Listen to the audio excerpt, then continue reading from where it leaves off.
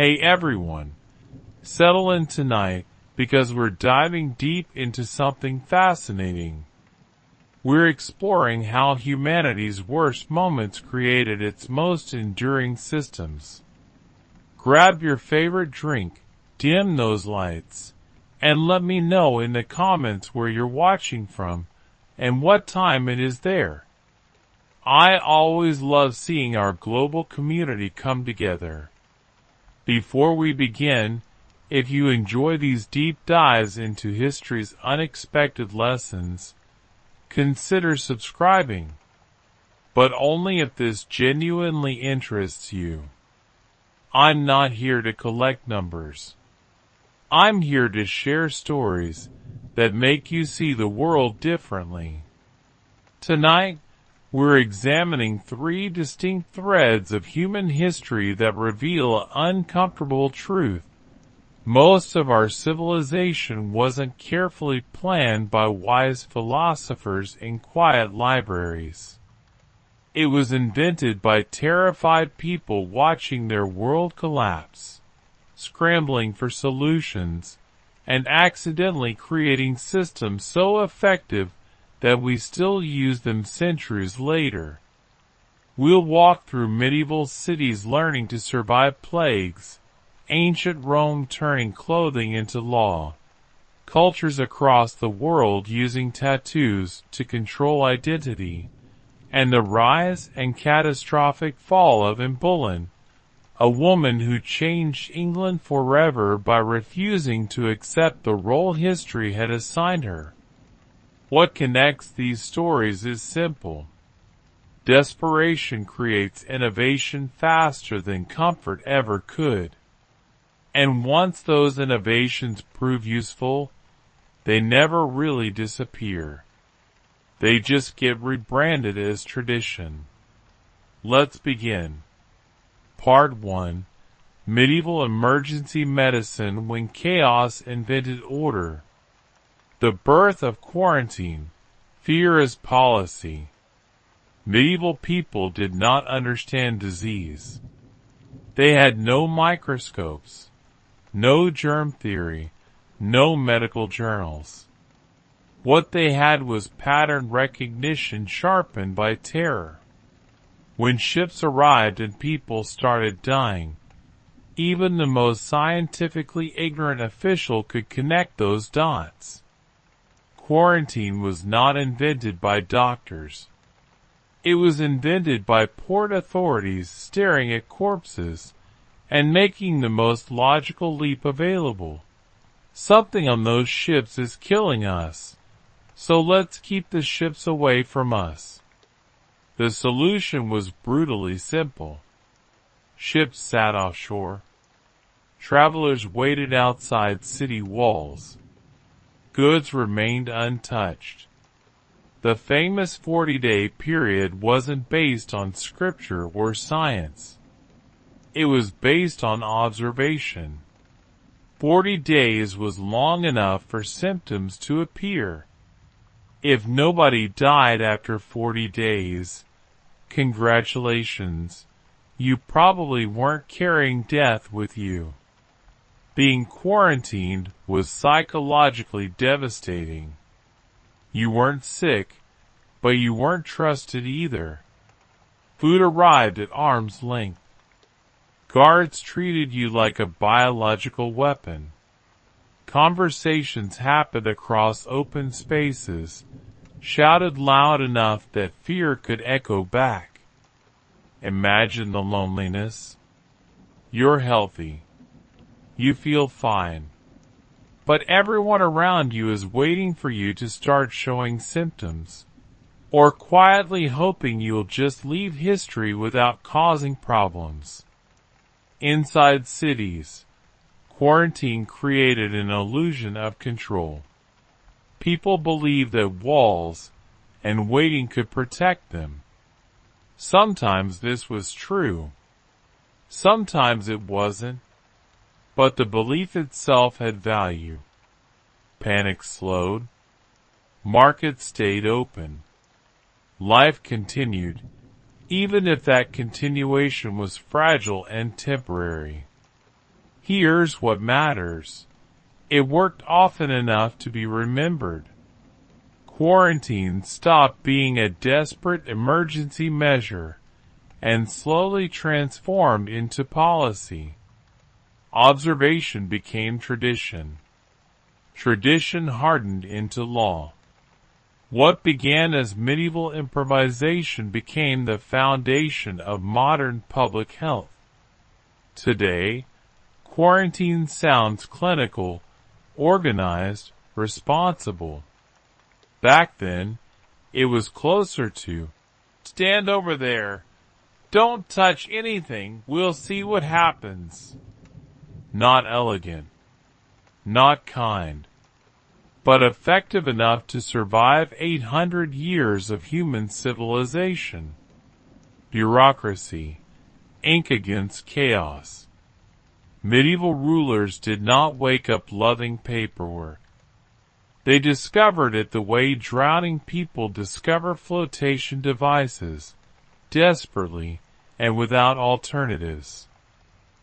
When wars erupted, harvests failed, or plagues emptied entire neighborhoods, medieval governments faced a terrifying realization.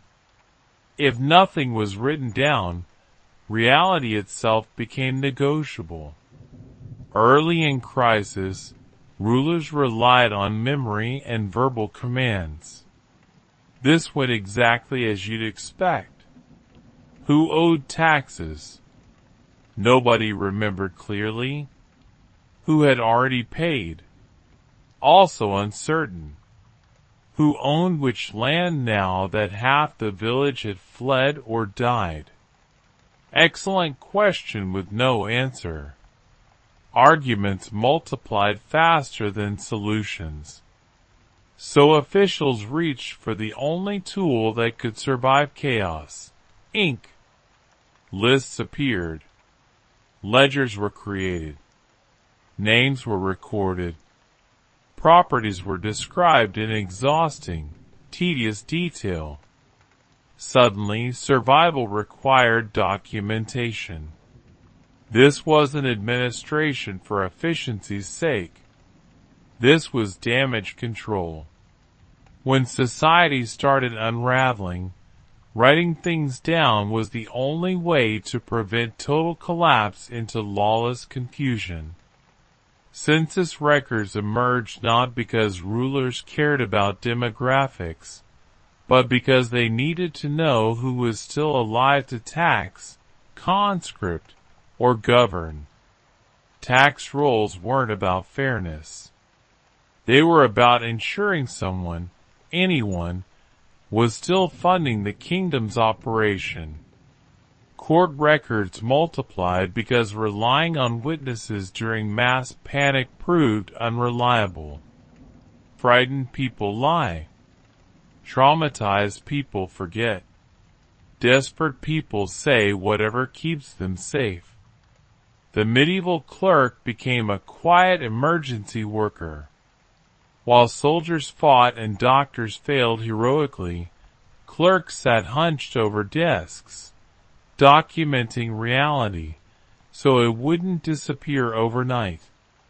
People hated bureaucracy immediately. Forms were confusing. Rules felt arbitrary. Officials were slow, pedantic, and seemingly designed to make simple things complicated. Nothing has changed in this regard over 8 centuries. But bureaucracy had one unbeatable advantage. It worked when everything else stopped working. Once emergencies passed, the paperwork didn't disappear. Records proved useful for resolving disputes. Written agreements reduced violence. Lists prevented duplication and fraud. Slowly, reluctantly, bureaucracy became permanent infrastructure rather than temporary crisis management. What started as medieval panic management evolved into modern administration. Every permit, license, application, and government form you've ever cursed traces its lineage back to a moment when rulers realized that yelling orders into a crowd of terrified people produced nothing but louder yelling. Yes, bureaucracy is annoying. Yes, it feels pointless when you're filling out the same information for the third time. But it exists because medieval societies learned that chaos is far worse than paperwork. And somewhere in history, a tired clerk just nodded and kept writing. Standardizing time, when bells became law. Before emergencies forced cooperation, time in the medieval world was a suggestion, a flexible concept, a personal opinion. Noon happened when the sun fell roughly overhead, and everyone politely agreed not to ask detailed questions. This worked fine until something urgent happened and people actually needed to show up at the same moment. When cities faced attacks, fires, curfews, or food shortages, vague timekeeping became actively dangerous. Mean at dawn was useless if dawn meant different things to different people. Bells rang early. Bells rang late. Bells rang whenever the bell ringer felt like it. Chaos followed. So medieval cities did something revolutionary. They standardized time. Not out of scientific curiosity, but out of sheer frustration. If the city was going to defend itself, pray together, close gates, or distribute food, everyone needed to agree on when those things happened. Church bells became the backbone of timekeeping. Fixed hours were established. Bells rang at set intervals. Miss the bell, and that was your fault, not the sun's. Mechanical clocks followed eventually. Large, inaccurate, expensive machines that still did one thing better than nature. They were consistent. And consistency during emergencies was everything. Standard time allowed guards to change shifts reliably. Markets opened and closed on predictable schedules. Curfews could be enforced without endless arguments about shadow lengths and seasonal variation. Coordinated responses became possible. People still complained, but now they complained on time. Of course, nobody liked this initially. Standardized time felt intrusive. People resented being told when to wake, work, pray, eat, and sleep. It felt unnatural because it was. Medieval life had always flowed with daylight and seasons, not with bells screaming instructions from towers. But once adopted, time discipline never left. It was too useful. Cities functioned better. Authority became easier to enforce. Emergencies became manageable instead of frantic improvisation. Fast forward several centuries, and here we are. We schedule everything. We measure productivity by minutes. We panic if our phone battery dies, because suddenly time becomes ambiguous again, and ambiguity makes us profoundly uncomfortable. All because medieval people once said, "We need everyone to show up now, not roughly later." Standard time didn't make life better. It made life controllable. And in emergencies, control always wins. Street cleaning, when filth became fatal. Medieval cities did not invent street cleaning because they cared about beauty, comfort, or the emotional well-being of pedestrians. They invented it because the streets smelled like a warning sign. When disease arrived, filth arrived first. And when filth stayed, death followed close behind, like an unwanted companion who refused to take the hint. For most of the Middle Ages, streets were multi-purpose spaces. People walked there, worked there, traded there, and very enthusiastically dumped waste there. Household trash, animal droppings, butcher scraps, and whatever else needed to disappear all found their way to the street. Rain was expected to deal with it eventually. Rain did not cooperate. Then came outbreaks. Suddenly, officials noticed something curious. Neighborhoods drowning in waste were also the neighborhoods filling graveyards fastest. No one understood bacteria or disease transmission, but medieval people were excellent at noticing patterns when the consequences were severe enough. So cities responded with what passed for emergency hygiene. Orders were issued. Residents were told to clear refuse. Gutters were dug. Waste was pushed away from living areas toward rivers, pits, or the edge of town. To be fair, this just moved the problem somewhere else, but at least it wasn't here anymore. This was not polite sanitation. This was aggressive cleanliness fueled by fear. Fines were imposed for dumping waste improperly. Entire streets were ordered to clean themselves simultaneously, which was less coordinated than it sounds and involved considerable yelling. People complained loudly about the inconvenience, which is oddly comforting because nothing about human nature has fundamentally changed. Street cleaning worked just well enough to matter. Areas that removed waste saw fewer outbreaks. The smell lessened. Insects retreated. People stopped dying quite so quickly. And once something reduces death, even slightly, it tends to stick around. Over time, emergency cleanups became routine. Cities hired workers specifically to remove waste. Rules became permanent.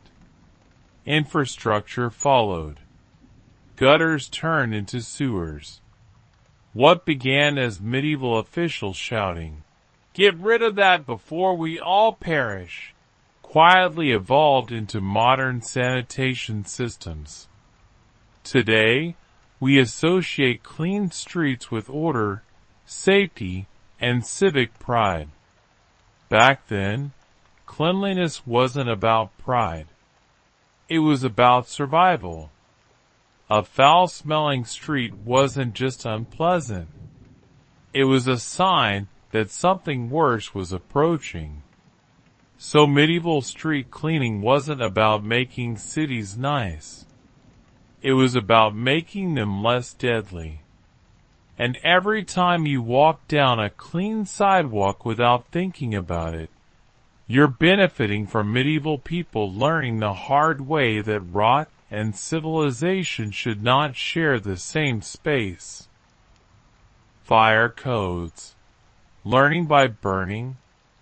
Medieval cities learned about fire the same way people learn not to touch hot stoves, by touching them repeatedly, and then acting surprised when everything caught fire again.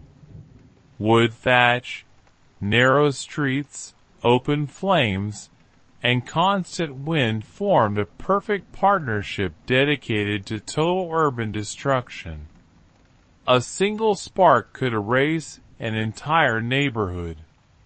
one careless hearth, one overturned candle, one bakery getting slightly too ambitious, and suddenly the city was on fire in a way that felt almost personal. Flames jumped from roof to roof like they had appointments to keep. People didn't evacuate calmly. They ran, screamed, and tried desperately to save items that, in hindsight, were deeply replaceable. After rebuilding the same cities for the third or fourth time, medieval authorities reached a revolutionary conclusion. Maybe this keeps happening for a reason. Emergency rules followed. Thatched roofs were banned in certain areas. Stone and tile were encouraged or forcibly required. Buildings had to be spaced apart, not for aesthetics, but to give fires fewer opportunities to socialize with their neighbors. Hearths were regulated. Chimneys were inspected. Open flames suddenly became everyone's business. These weren't thoughtful urban reforms debated by philosophers. They were trauma responses. People hated the rules. Stone was expensive. Tile was heavy. Spacing buildings meant giving up valuable land. Artisans complained. Landowners complained louder. Everyone complained until the next fire arrived and reminded them exactly why the rules existed. Fire codes worked. Not perfectly, but noticeably. Fires still happened, but they didn't consume entire cities with the same enthusiasm. Neighborhoods survived. Insurance systems eventually emerged. Rebuilding became manageable instead of constant. And once again, the emergency fix stayed permanent. Modern fire codes, sprinkler systems, building materials, spacing regulations, inspections, all traced their lineage back to medieval officials desperately trying to stop cities from reenacting the same disaster every generation. The language changed. The enforcement improved. The frustration remained constant. We now think of fire safety as common sense. Medieval people thought of it as annoying interference until everything burned down again, at which point it suddenly seemed very reasonable. Fire codes didn't make medieval cities safe. They made them survivable. And every time a building inspection annoys you, remember it exists because someone centuries ago watched their entire city burn and said, "Never again. Or at least not this badly." Hospitals. Containment disguised as care. Medieval hospitals were not places you went to get better. They were places you went so everyone else wouldn't get worse. Healing was optional. Containment was the goal. When plagues and epidemics swept through medieval cities, officials faced a familiar problem. Sick people were everywhere, and healthy people were becoming sick simply by standing too close. No one understood germs, viruses, or transmission mechanics. But everyone understood proximity. Being near the sick was bad. Being far away felt safer. The logic was simple even if the science was absent. So medieval cities invented a solution that was less medical breakthrough and more strategic relocation.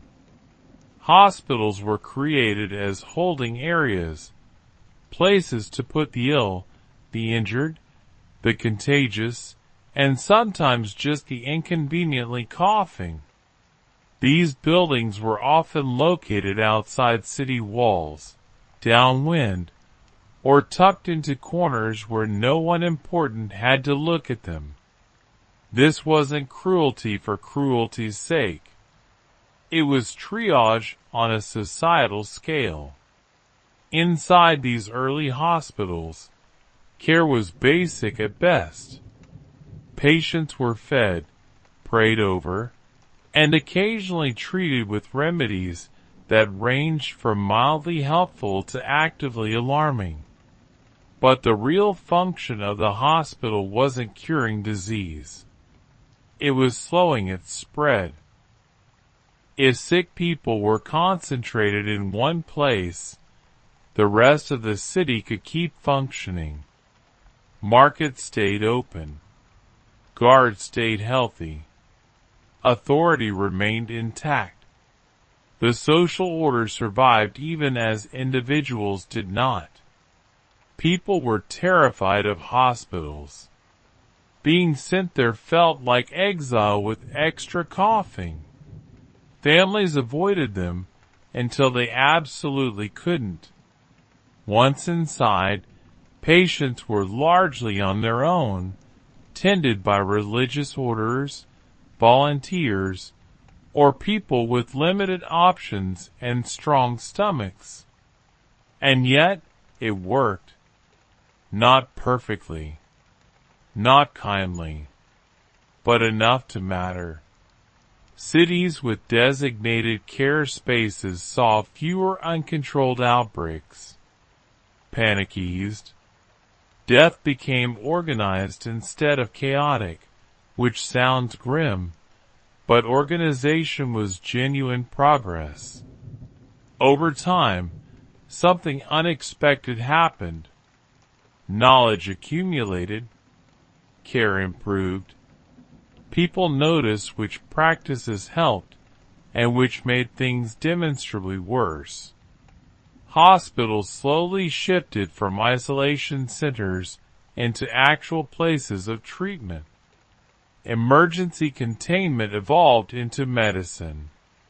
Modern hospitals are clean, scientific, and explicitly designed for recovery. But their ancestor was a medieval decision that went something like, "Put the sick over there, away from us, preferably behind a wall." Not elegant, not compassionate by modern standards, but effective enough to change history. Hospitals exist today because medieval societies learned that separating illness from daily life was the first step towards surviving it. Uniforms, making authority visible. In a medieval emergency, confusion was often more dangerous than the crisis itself. Fires, riots, invasions, outbreaks, all shared one fatal weakness. Nobody knew who to listen to. When everyone is shouting instructions simultaneously, authority dissolves into noise. Medieval cities discovered this the hard way, usually while something important was actively burning. Early on, authority relied on reputation. "That man is in charge." Worked fine until you couldn't recognize that man in a crowd of terrified people running in every direction. During chaos, titles meant nothing if they weren't visible. So medieval societies did something brilliantly simple. They dressed authority differently. Guards wore specific colors. Town officials carried distinctive symbols. Messengers had recognizable clothing. Soldiers were marked clearly so civilians knew who was allowed to yell orders without being punched in the face. Uniforms weren't about style or tradition. They were visual shortcuts for obedience. This was especially critical during emergencies. If a fire broke out, People needed to know instantly who was directing evacuations. If a curfew was enforced, citizens had to recognize enforcement without lengthy debates. When plague hit, uniformed officials could deliver orders without stopping to prove their identity every 5 minutes. Uniforms replaced explanation. And it worked. People followed visible authority more readily, not because they necessarily trusted it, but because uncertainty was worse. A uniform meant someone had permission to act. In panic situations, that alone was enough to create temporary order. Of course, people resented uniforms immediately. They always have. Uniforms symbolize control, and humans famously dislike being controlled, right up until things fall apart. Then suddenly, everyone wants very clear instructions from someone who looks official. Over time, uniforms became permanent fixtures. City guards kept them. Guild officials adopted them. Military clothing standardized. Authority stopped being personal and became institutional. You didn't obey that particular person. You obeyed that role, that function, that position. Today, uniforms still do the same job. Police, firefighters, medical staff, security personnel, their clothing signals authority, responsibility, and expected behavior.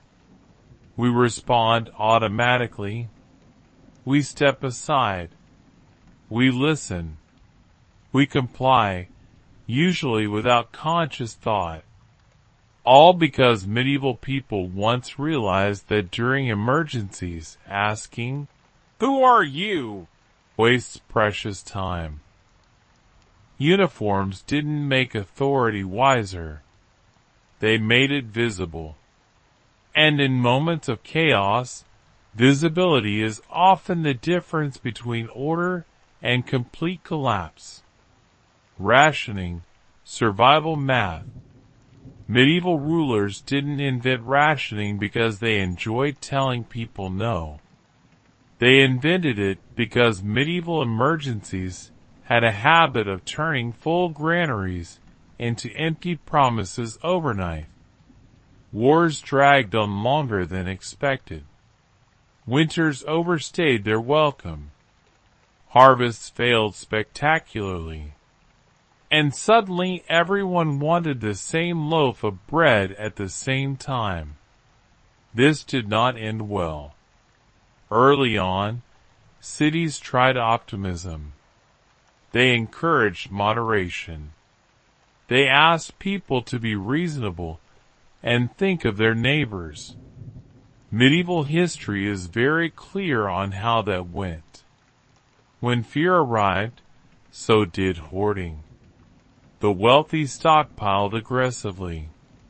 The desperate panicked. Prices exploded. Fights broke out in markets over grain that didn't exist anymore. Someone always tried to sell a sack of flour that was mostly wishful thinking and air. So authorities stepped in with the least popular solution imaginable: control. Rationing meant limits. Fixed prices, set quantities, specific days for distribution. It wasn't gentle, and it wasn't fair in the modern sense, but it prevented total collapse. If everyone got a little, fewer people starved immediately. If supplies were tracked, panic slowed. If rules existed, order followed grudgingly. Grain was the most tightly controlled resource. Bread shortages caused riots faster than almost anything else. Medieval governments learned very quickly that hungry crowds stopped respecting authority with remarkable speed. So they regulated bakeries, monitored flour supplies, and punished hoarders harshly. Not because they cared deeply about economic justice, but because bread riots were inconvenient and genuinely dangerous to political stability. Fuel was rationed too. Wood, peat, charcoal, anything that kept people warm or enabled cooking became subject to oversight during shortages. You could burn, but not excessively. You could buy, but not endlessly. Survival required restraint whether people liked it or not. People hated rationing immediately. They complained loudly and constantly. They accused officials of favoritism, corruption, and incompetence. They claimed the rules were unfair, oppressive, and badly managed. To be fair, they often were all those things. But rationing had one undeniable advantage. It delayed disaster. Once emergencies ended, rationing systems often stayed in place. They provided predictability. They stabilized markets. They kept prices from spiraling every time something went slightly wrong. Modern rationing during crisis, food limits during wars, fuel restrictions during shortages, supply controls during disasters, follows the exact same medieval logic. When resources shrink and fear grows, unregulated freedom collapses faster than any regulation ever does. Rationing isn't about control for control's sake. It's about survival math. And medieval societies learned painfully that without limits, emergencies don't just kill supplies. They kill order itself. Curfews, when darkness became dangerous. Medieval cities learned a simple truth very early. Nothing good happens after dark. Fires started more easily. Crimes became bolder. Arguments escalated faster. And when emergencies hit, nighttime turned mild problems into full disasters with impressive efficiency. Before curfews, medieval cities tried trust. They assumed people would behave responsibly at night. This assumption lasted exactly as long as it took for the first drunken fight, accidental fire, or panic stampede to prove otherwise. Darkness reduced visibility, multiplied fear, and gave bad decisions a confidence boost they absolutely did not deserve. So cities introduced curfews. Bells rang in the evening. Gates closed. Movement stopped. If you were outside after the bell, you needed a very good reason, and "I felt like it" was not accepted. Guards patrolled streets. Anyone wandering without permission was questioned, detained, or encouraged to reconsider their life choices. Curfews weren't about morality or controlling people's freedom to socialize. They were about containment. When fewer people moved, fewer problems spread. Fires were easier to spot. Crime dropped. Disease transmission slowed. Authorities could actually tell who should be outside and who definitely should not. Of course, people hated curfews immediately. Night was freedom. Night was privacy. Night was when you did things you didn't want witnesses for. Being told to stay indoors felt oppressive, infantilizing, and deeply unfair, especially to people who were absolutely planning to do something stupid. But curfews worked. Cities with enforced nighttime restrictions experienced fewer fires, fewer riots, and fewer unexplained disasters that began after dark and spiraled out of control by dawn. The streets grew quieter. Emergency response improved. Order returned, at least temporarily. And once again, the emergency measures stuck around permanently. Over time, curfews became standard tools for crisis management. Plagues, wars, civil unrest, restrict movement, and chaos follows more slowly. Modern curfews use the same logic, just with better lighting and louder announcements. We still instinctively understand this rule. When something goes wrong, authorities restrict movement, not because people are inherently evil, but because panic spreads faster in the dark. Less movement equals fewer variables. Fewer variables equal more control. Curfews don't stop emergencies. They slow them down. And medieval societies discovered that slowing chaos, even briefly, could mean the difference between recovery and total collapse. So when you hear a curfew announced today, remember you're listening to a medieval bell still ringing centuries later, politely reminding humanity that nighttime is terrible for decision-making. Professional licensing, when trust became deadly. For a long time, medieval society operated on a bold and deeply optimistic assumption. If someone said they knew how to do something, that was probably good enough. This worked fine for storytelling and farming advice. It worked much less well for medicine, construction, baking, and anything involving sharp tools or structural integrity.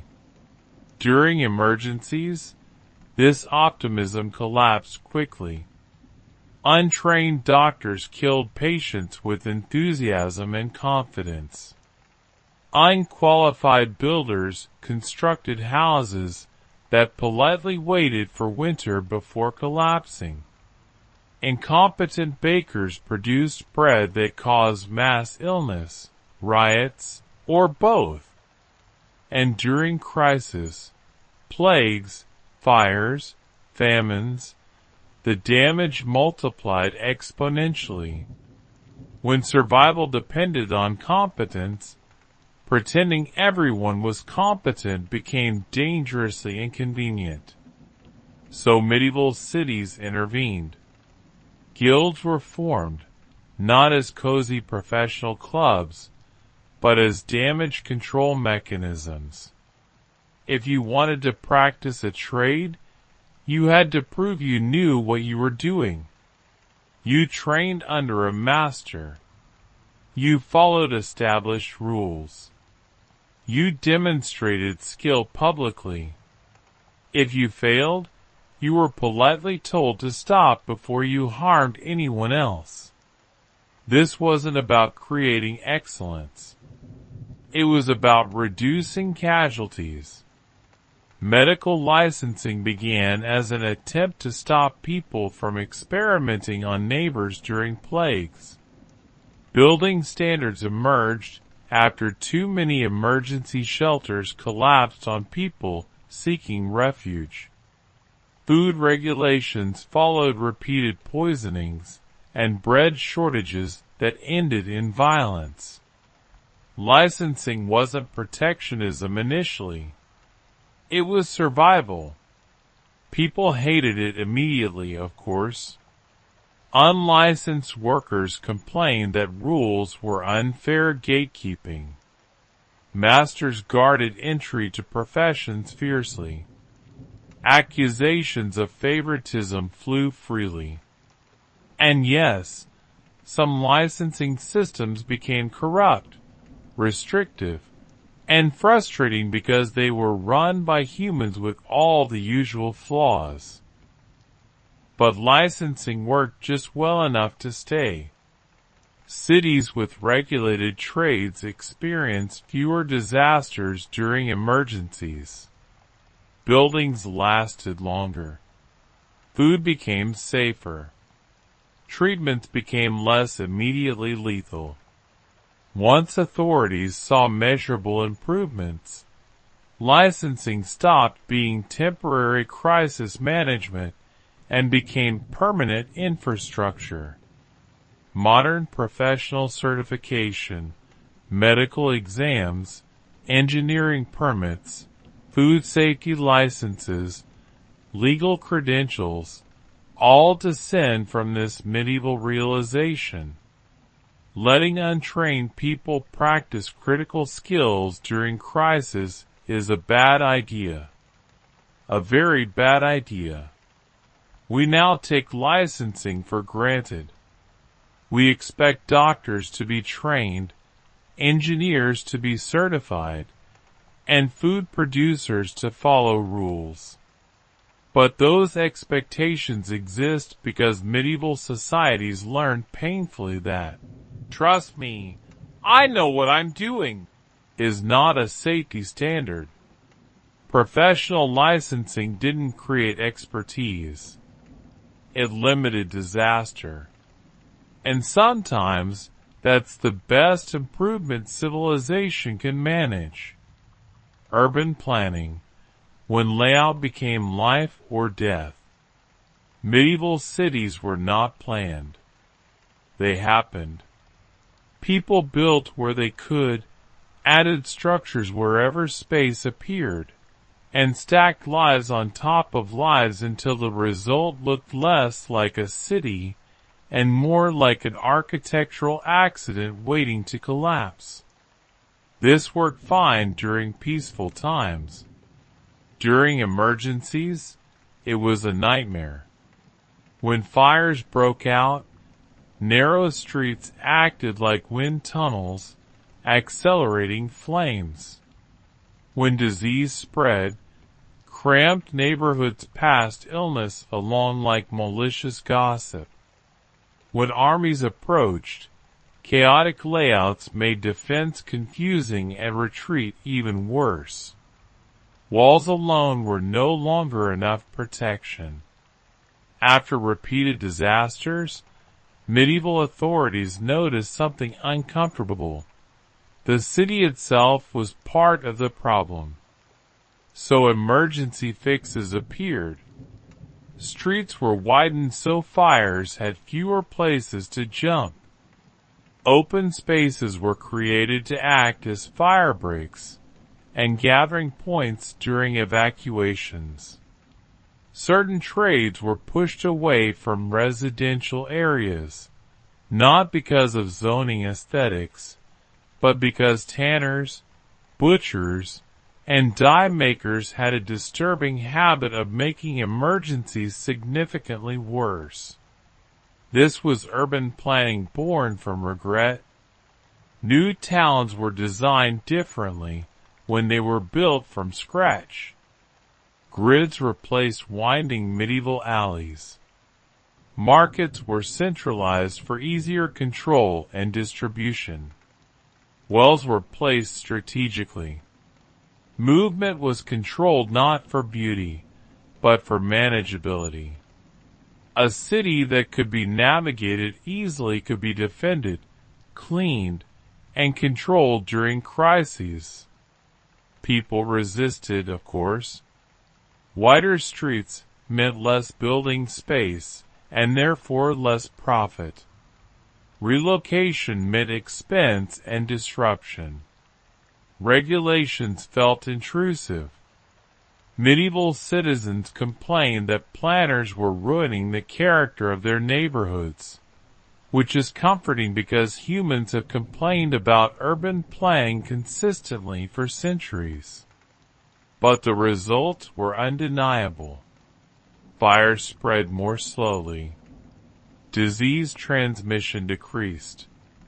Emergency responses improved dramatically. Cities recovered faster after disasters. Once officials saw that physical layout directly influenced survival rates, planning stopped being optional. Modern urban design still follows medieval lessons.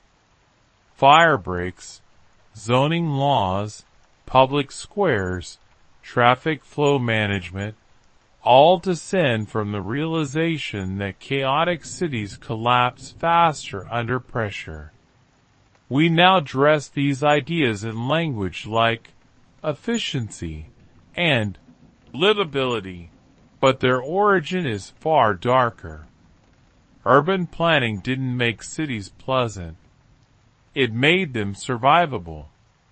And every time you complain about a one-way street or zoning restriction, remember it exists because medieval cities once burned, sickened, and panicked themselves into understanding that space matters, especially when everything goes wrong. Written law, when memory failed. For a long time, medieval law existed in a wonderfully flexible state known as whatever the loudest person remembers. Rules were passed down orally, enforced inconsistently, and argued about endlessly. This worked fine until emergencies arrived, and everyone started shouting simultaneously. At that point, memory failed, tempers rose, and justice became whoever had the strongest voice or the biggest weapon. During crisis, plagues, riots, famines, invasions, verbal law collapsed almost immediately. People argued over obligations, rights, exemptions, and punishments. Officials contradicted each other. Witnesses remembered events differently depending on stress, fear, or personal advantage. Courts turned into theaters of confusion where facts drowned under panic. So medieval authorities reached a surprisingly modern conclusion. Write it down. Written laws didn't appear because rulers suddenly became lovers of clarity and transparency. They appeared because ambiguity was actively dangerous. If no one could agree on the rules during an emergency, order vanished completely. Written laws reduced debate. They didn't eliminate injustice, but they shortened arguments. And in crisis situations, time mattered more than perfect fairness. Laws were carved into stone, painted on walls, copied into books, and posted in public places. Not everyone could read, but enough people could recognize symbols, seals, and official formats to know something serious was being declared. Written law shifted authority away from personal memory and toward permanent record. Of course, people hated this immediately. Written laws removed flexibility. You could no longer argue, "That's not how I remember it." Officials could point to text and say, "It's right there, carved in stone." The law became colder, more rigid, and harder to negotiate with, which was exactly the point. During emergencies, written laws allowed cities to function consistently. Curfews were enforced uniformly. Punishments were standardized. responsibilities were clarified. Even when people disagreed with the rules, they at least knew what they were breaking. Once crisis passed, written laws didn't disappear. They proved too useful. They reduced disputes. They allowed systems to scale beyond personal relationships. Over time, law transformed from custom into institution. Modern legal systems still rely on this medieval realization. Memory is unreliable under stress. Writing survives panic.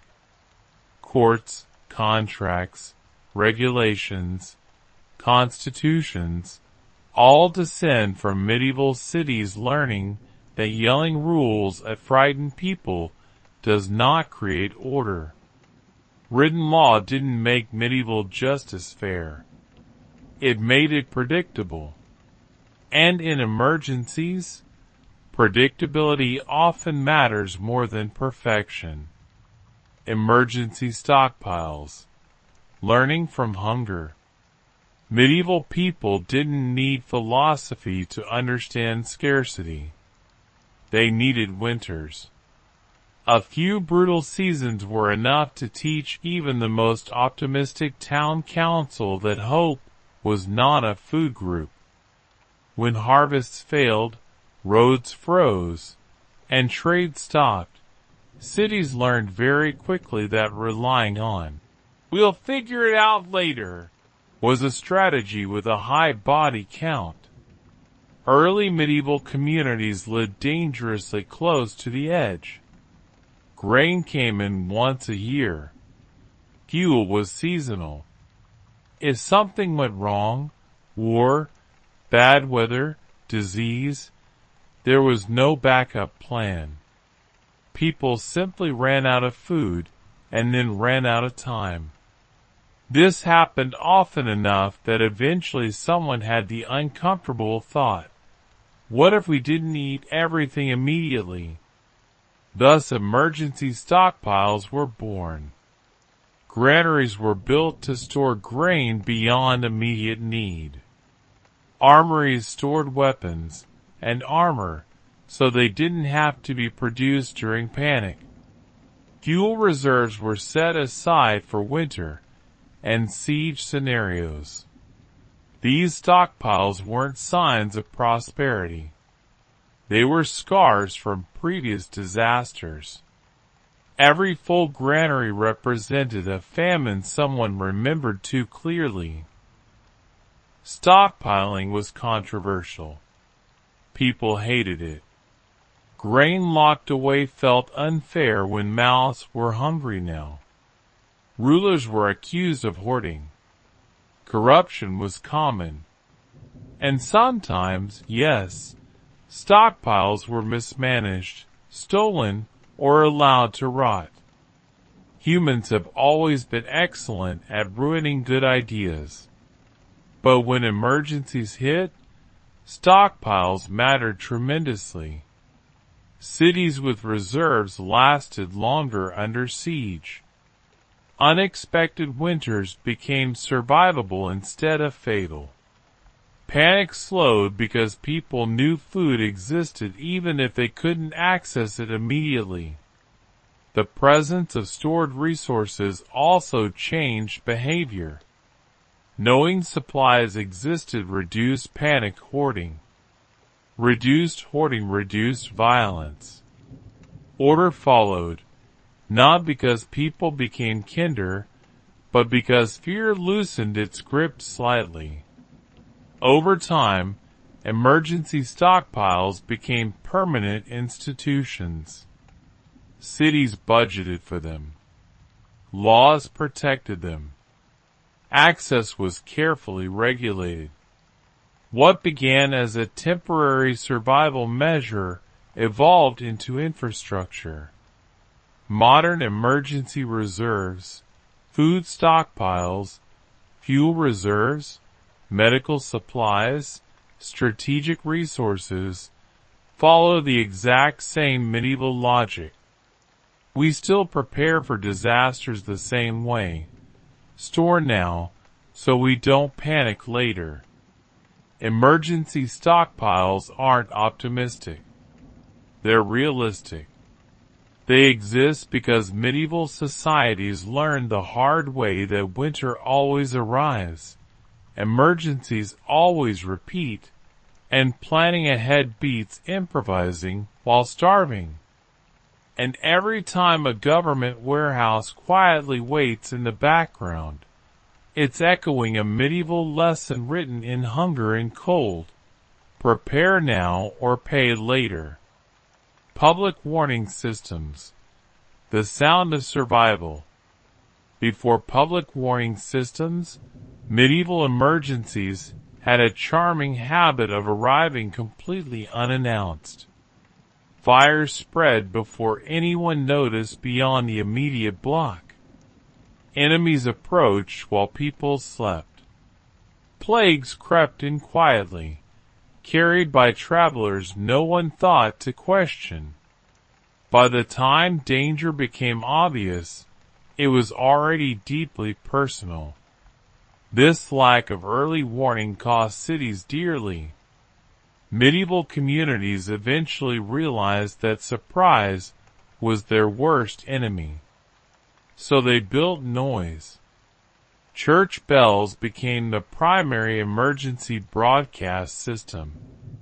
Bells rang for fires, invasions, riots, curfews, and anything else that required immediate attention. Different rhythms theoretically meant different threats, though in practice most people simply heard bell and assumed something terrible was happening, which, to be fair, was usually correct. Bells had one huge advantage. They didn't care who you were. Rich or poor, awake or asleep, inside or outside. If the bell rang, you heard it. No messengers required. No explanations needed. Sound traveled faster than authority ever could. Flags and signals followed. Towers flew warning banners. Fires were lit on hills to signal danger across long distances. Horns blasted in coordinated patterns. Medieval cities built entire communication systems designed to scream, "Something is wrong!" as loudly as possible. People learned to react instinctively. Bell equals action. Drop what you're doing. Look around. Follow instructions. Panic later. Of course, false alarms happened. Someone rang the bell too early, too late, or because a goat knocked something over and nobody wanted to admit it. People complained loudly about unnecessary panic. But even false alarms reinforced awareness. Better to panic briefly than die quietly. Over time, public warning systems became permanent infrastructure. They were tested, maintained, ritualized. Bells rang for practice. Signals were standardized. Emergency communication became as essential as walls or wells. Modern sirens, emergency alerts, broadcast warnings, and phone notifications are direct descendants of medieval bell towers. The technology changed dramatically. The psychology didn't. Loud, unmistakable warnings still override hesitation faster than polite announcements ever could. We like to think we're more rational now, more sophisticated, less prone to panic. We're not. We still respond best to clear, unavoidable signals telling us to stop whatever we're doing and pay attention immediately. Public warning systems weren't designed to inform calmly. They were designed to interrupt forcefully, and medieval societies learned that in emergencies, interruption saves more lives than careful explanation. So the next time an alarm startles you, remember you're reacting exactly as intended, just like someone centuries ago, freezing in a street, looking up at a ringing bell, and realizing that something, somewhere, had gone very wrong. Emergency taxation, funding survival. Medieval rulers did not wake up one morning with a passion for taxes. They woke up to wars, invasions, collapsing defenses, empty treasuries, and the sudden realization that banners, soldiers, walls, and food all cost money immediately.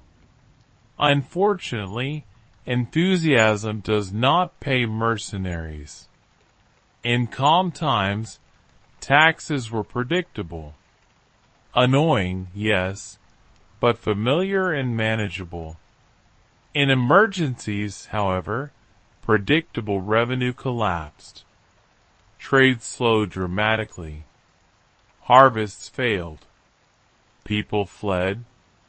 And just when rulers needed money the most, the usual income streams quietly evaporated.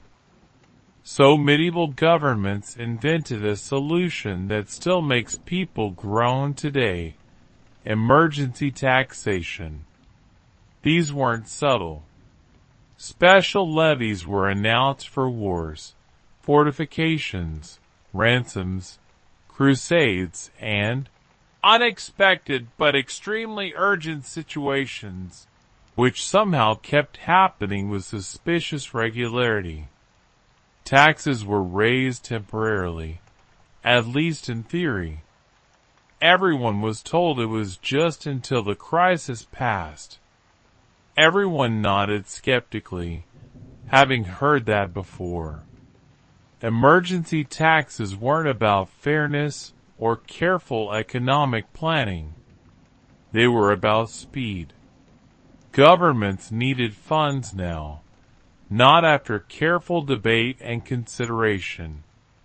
Collection was aggressive. Resistance was punished swiftly. People complained loudly, which was allowed as long as they paid first. And here's the uncomfortable part. It worked. Armies were funded. Walls were repaired. Supplies were purchased. Cities survived sieges that otherwise would have ended quickly and violently. Emergency taxation turned panic into action at the cost of public goodwill, which medieval rulers considered an acceptable trade.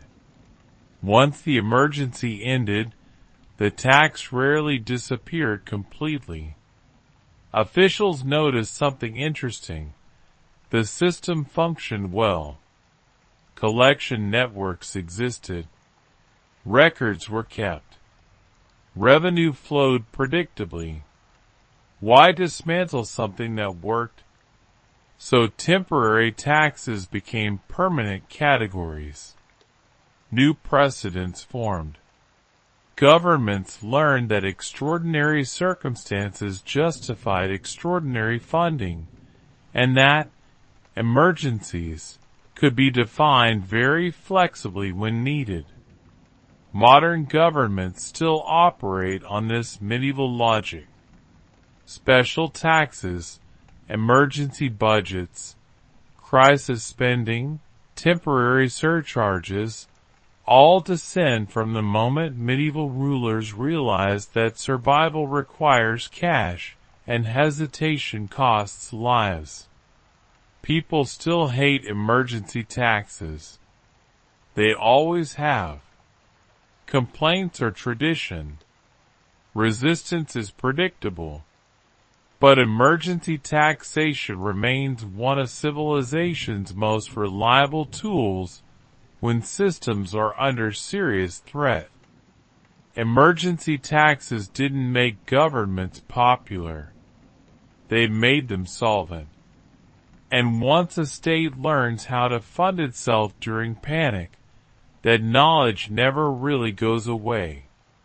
It just waits patiently for the next crisis to arrive.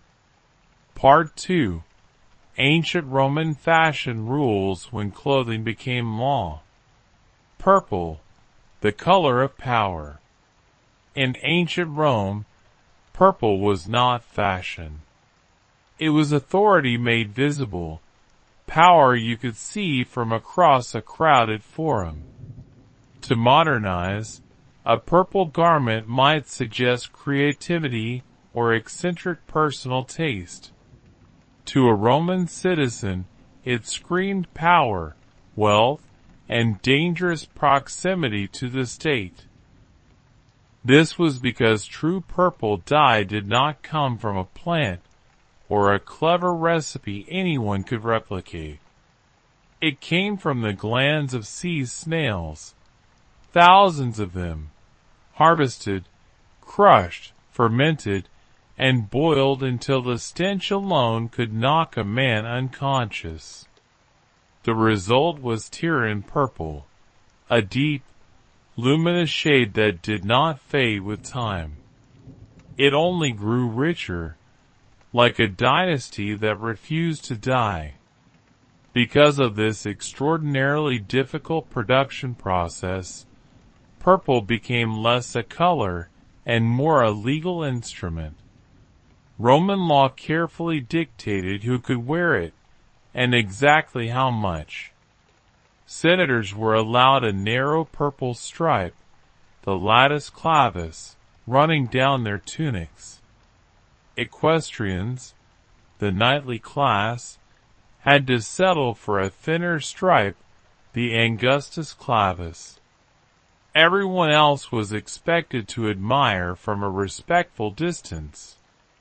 Full purple garments were forbidden outright, reserved exclusively for the emperor. Wearing one without permission was not bold or fashionable. It was suicidal. This was not merely symbolic law. It was actively enforced. Purple implied imperial legitimacy, and Rome did not tolerate improvisation in matters of power. A man wearing too much purple could be accused of treason, even if he claimed it was just a gift or an innocent misunderstanding. Rome had absolutely no patience for fashion excuses. If you looked like an emperor, you were treated like a rival, and rivals did not live long. The irony is that purple was not always immediately elegant. Freshly dyed, it often looked dull or brownish. It only achieved its famous brilliance after exposure to sunlight over time. So wearing purple was also a performance. It had to be seen, admired, and recognized publicly. Power in Rome was not subtle. It wanted witnesses. What makes this rule especially Roman is how casually brutal it was. Clothing became an instant shortcut for social sorting. You did not need to ask a man who he was or what position he held. You simply looked at his tunic. One stripe, two stripes, no stripe at all. Purple did the talking, and it spoke loudly and clearly. In Rome, fabric could elevate you, protect you, or destroy you completely.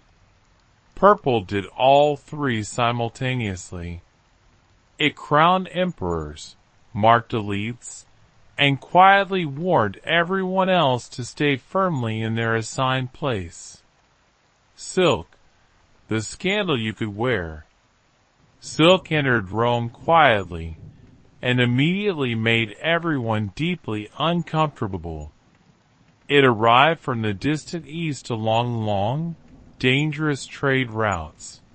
passing through hands the Romans barely understood and cultures they half despised. By the time silk reached Roman markets, it was staggeringly expensive, feather-light, and shockingly revealing. And that last part was the real problem. To Roman moralists, silk was not just fabric. It was corruption you could drape over your body. Traditional Roman clothing was heavy, structured, and modest. Wool and linen concealed the form, reinforced discipline, and projected serious respectability. Silk did none of that. It clung, shimmered, and moved with the body in ways Romans associated with decadence, femininity, and moral decay. When a man wore silk, critics complained that you could see everything. When a woman wore it, they complained even louder. The Senate took this personally. Several sumptuary laws attempted to restrict or ban silk clothing altogether, especially for men. A Roman man in silk was accused of abandoning virtus, the masculine ideal of self-control, restraint, and gravity.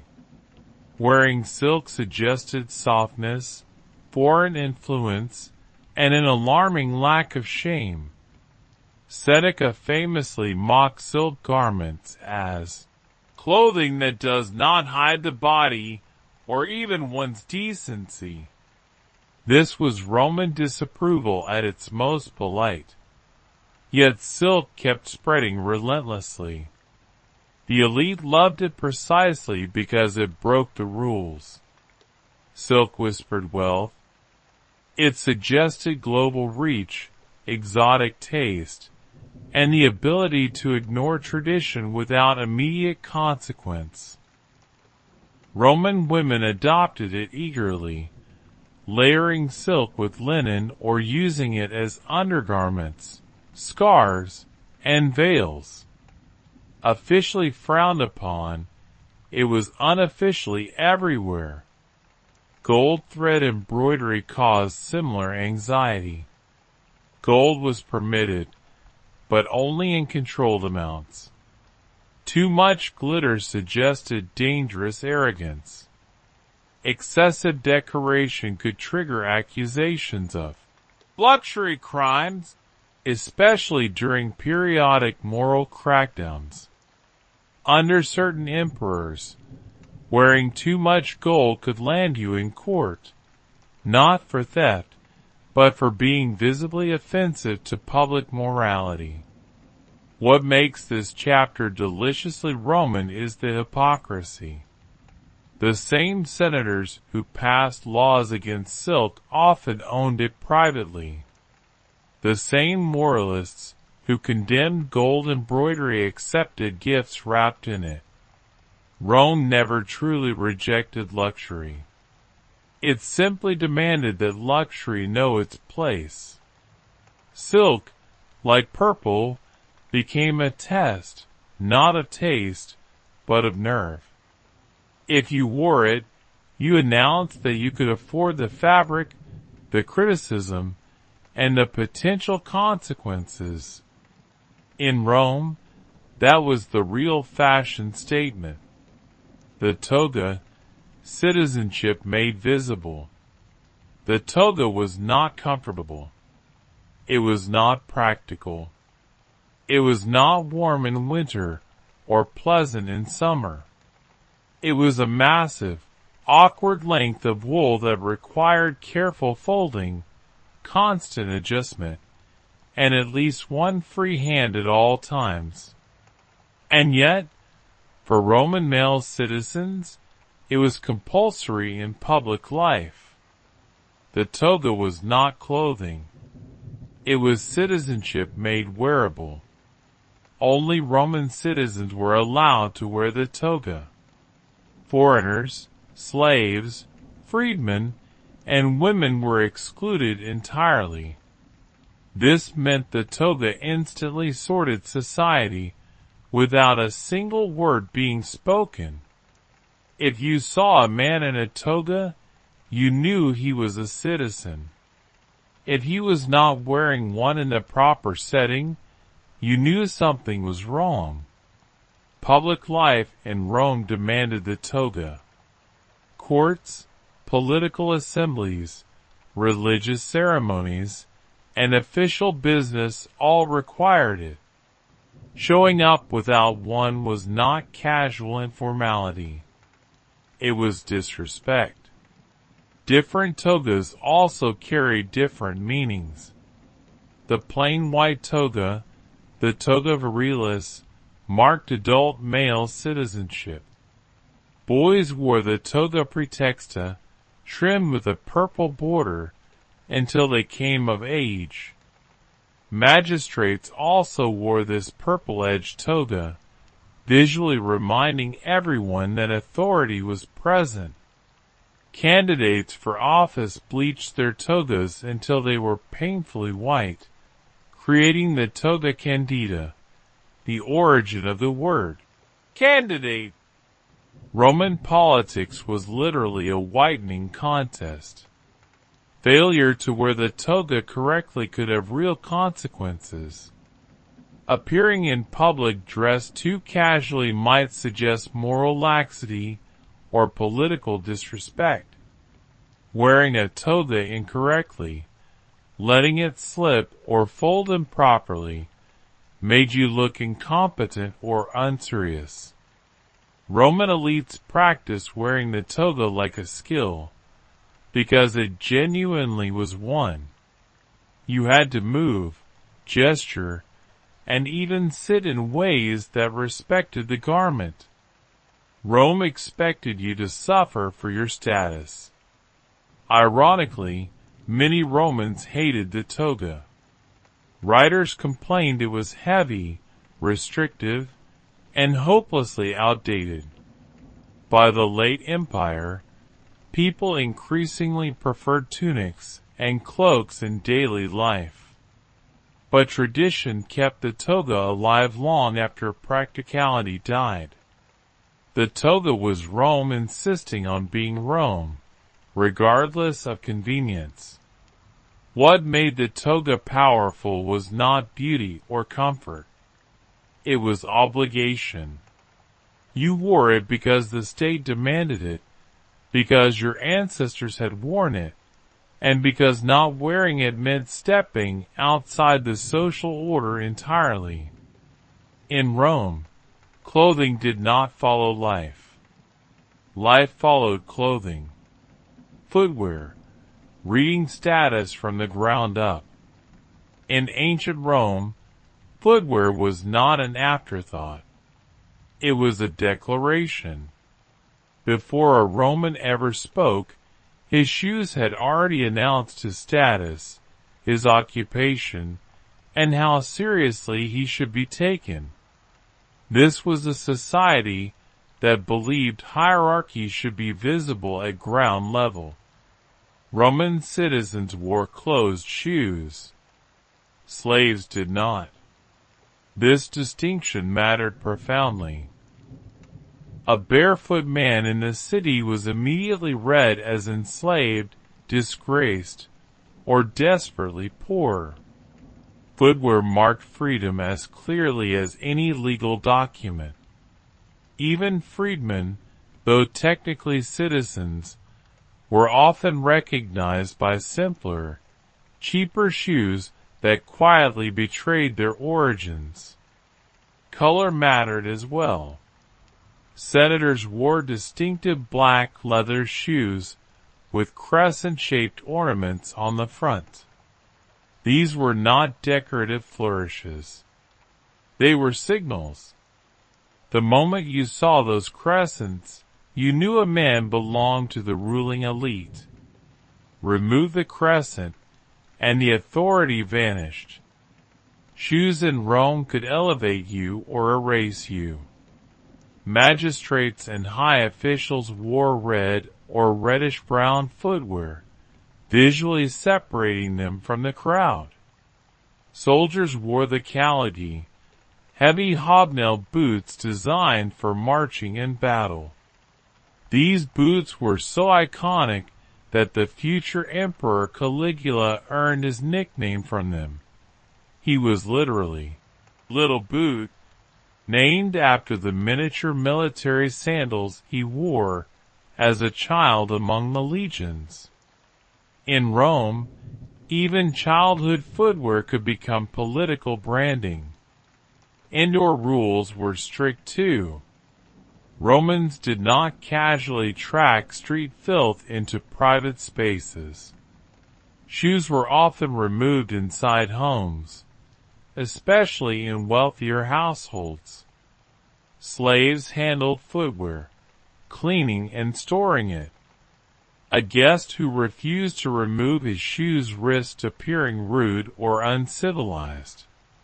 Manners, like everything else, were enforced through fabric and leather. Punishment could also be expressed through shoes.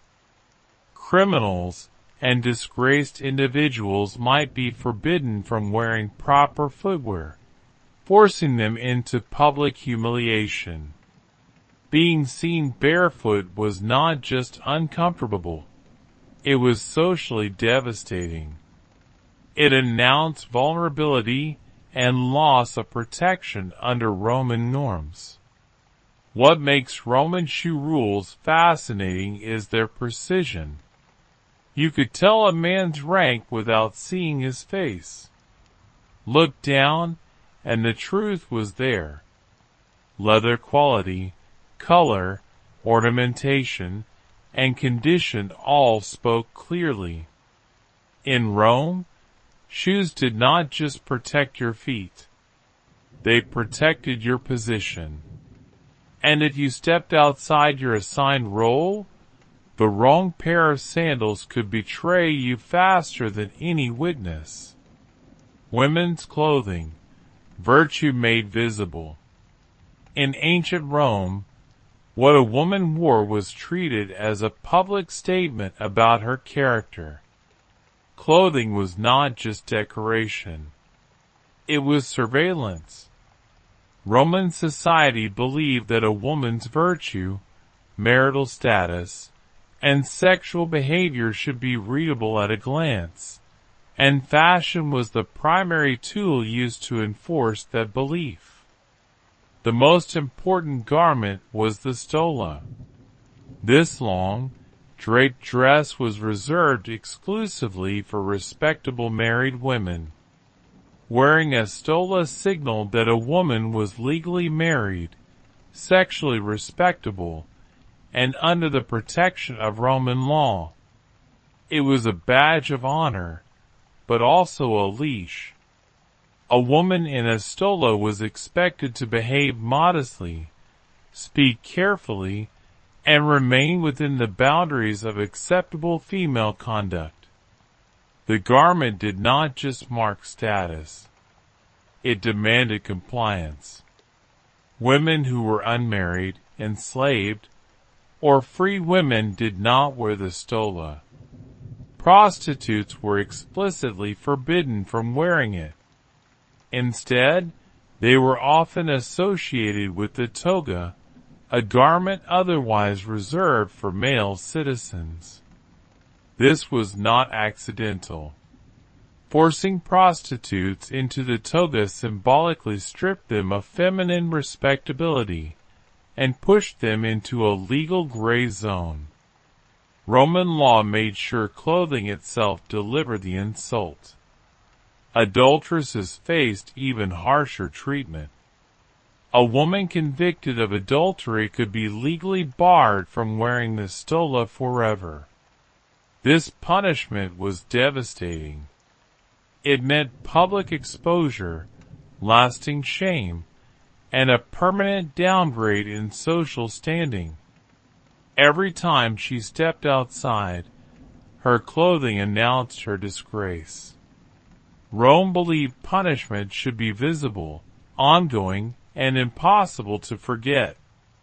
Colors and materials mattered too. Respectable women were expected to dress modestly even when wealthy. Excessive jewelry, heavy makeup, or revealing fabrics could trigger accusations of moral looseness. A woman could be criticized not for breaking any law, but simply for dressing like someone who might. Reputation in Rome was preventative justice. At the same time, elite women constantly pushed these boundaries. Hairstyles grew elaborate. Fabrics grew finer. Jewelry grew heavier. The rules were rigid, but enforcement often depended on class. A senator's wife could bend fashion laws far more easily than a poor woman ever could. Morality, like everything else in Rome, was flexible for those who could afford it. Roman women lived inside a wardrobe of expectations. What they wore determined how they were treated, judged, and remembered. In Rome, clothing did not express identity. It enforced it. Hair and grooming, your body under observation. In ancient Rome, hair was never just hair. It was a social signal, a political statement, and occasionally a legal issue. The way you wore your hair, or whether you had any at all, quietly announced your age, gender, moral standing, and loyalty to Roman values. For men, facial hair was especially loaded with meaning. Early Roman tradition strongly favored clean-shaven faces. Beards were associated with Greek philosophers, foreign customs, or personal mourning. A Roman man who suddenly grew a beard without explanation could invite immediate suspicion. Was he grieving? Was he rejecting Roman norms? Or worse, was he trying to look like a philosopher without actually doing the thinking? Barbershops were public spaces of control. A man's first shave marked his transition into adulthood and citizenship. This moment was ceremonial. The cut hair might be dedicated to a god, reinforcing the idea that grooming was tied directly to civic life. To neglect one's appearance was to neglect one's duties. Sloppy hair suggested a sloppy citizen. Women's hair was even more tightly monitored. Modest styles were associated with virtue and marital respectability. Married women were expected to cover or carefully arrange their hair in public. Loose or elaborately styled hair could imply sexual availability or moral ambition, depending on who was judging. Roman writers spent an alarming amount of time criticizing women's hairstyles, usually as a stand-in for criticizing women themselves. Hair also played a direct role in punishment and humiliation. Criminals, adulterers, and enslaved individuals could have their hair forcibly cut or shaved. This was not about hygiene. It was about visibility. Hair loss marked loss of dignity. A shaved head made a person instantly recognizable as disgraced or powerless. Fashion trends could even become political. Under certain emperors, beards returned to favor, especially when philosophy became fashionable at court. Emperor Hadrian famously wore a beard, sparking a wave of imitation across the elite. Suddenly, what had once seemed un-Roman became acceptable, even admirable. In Rome, morality shifted when power did. What makes Roman hair rules fascinating is their inconsistency.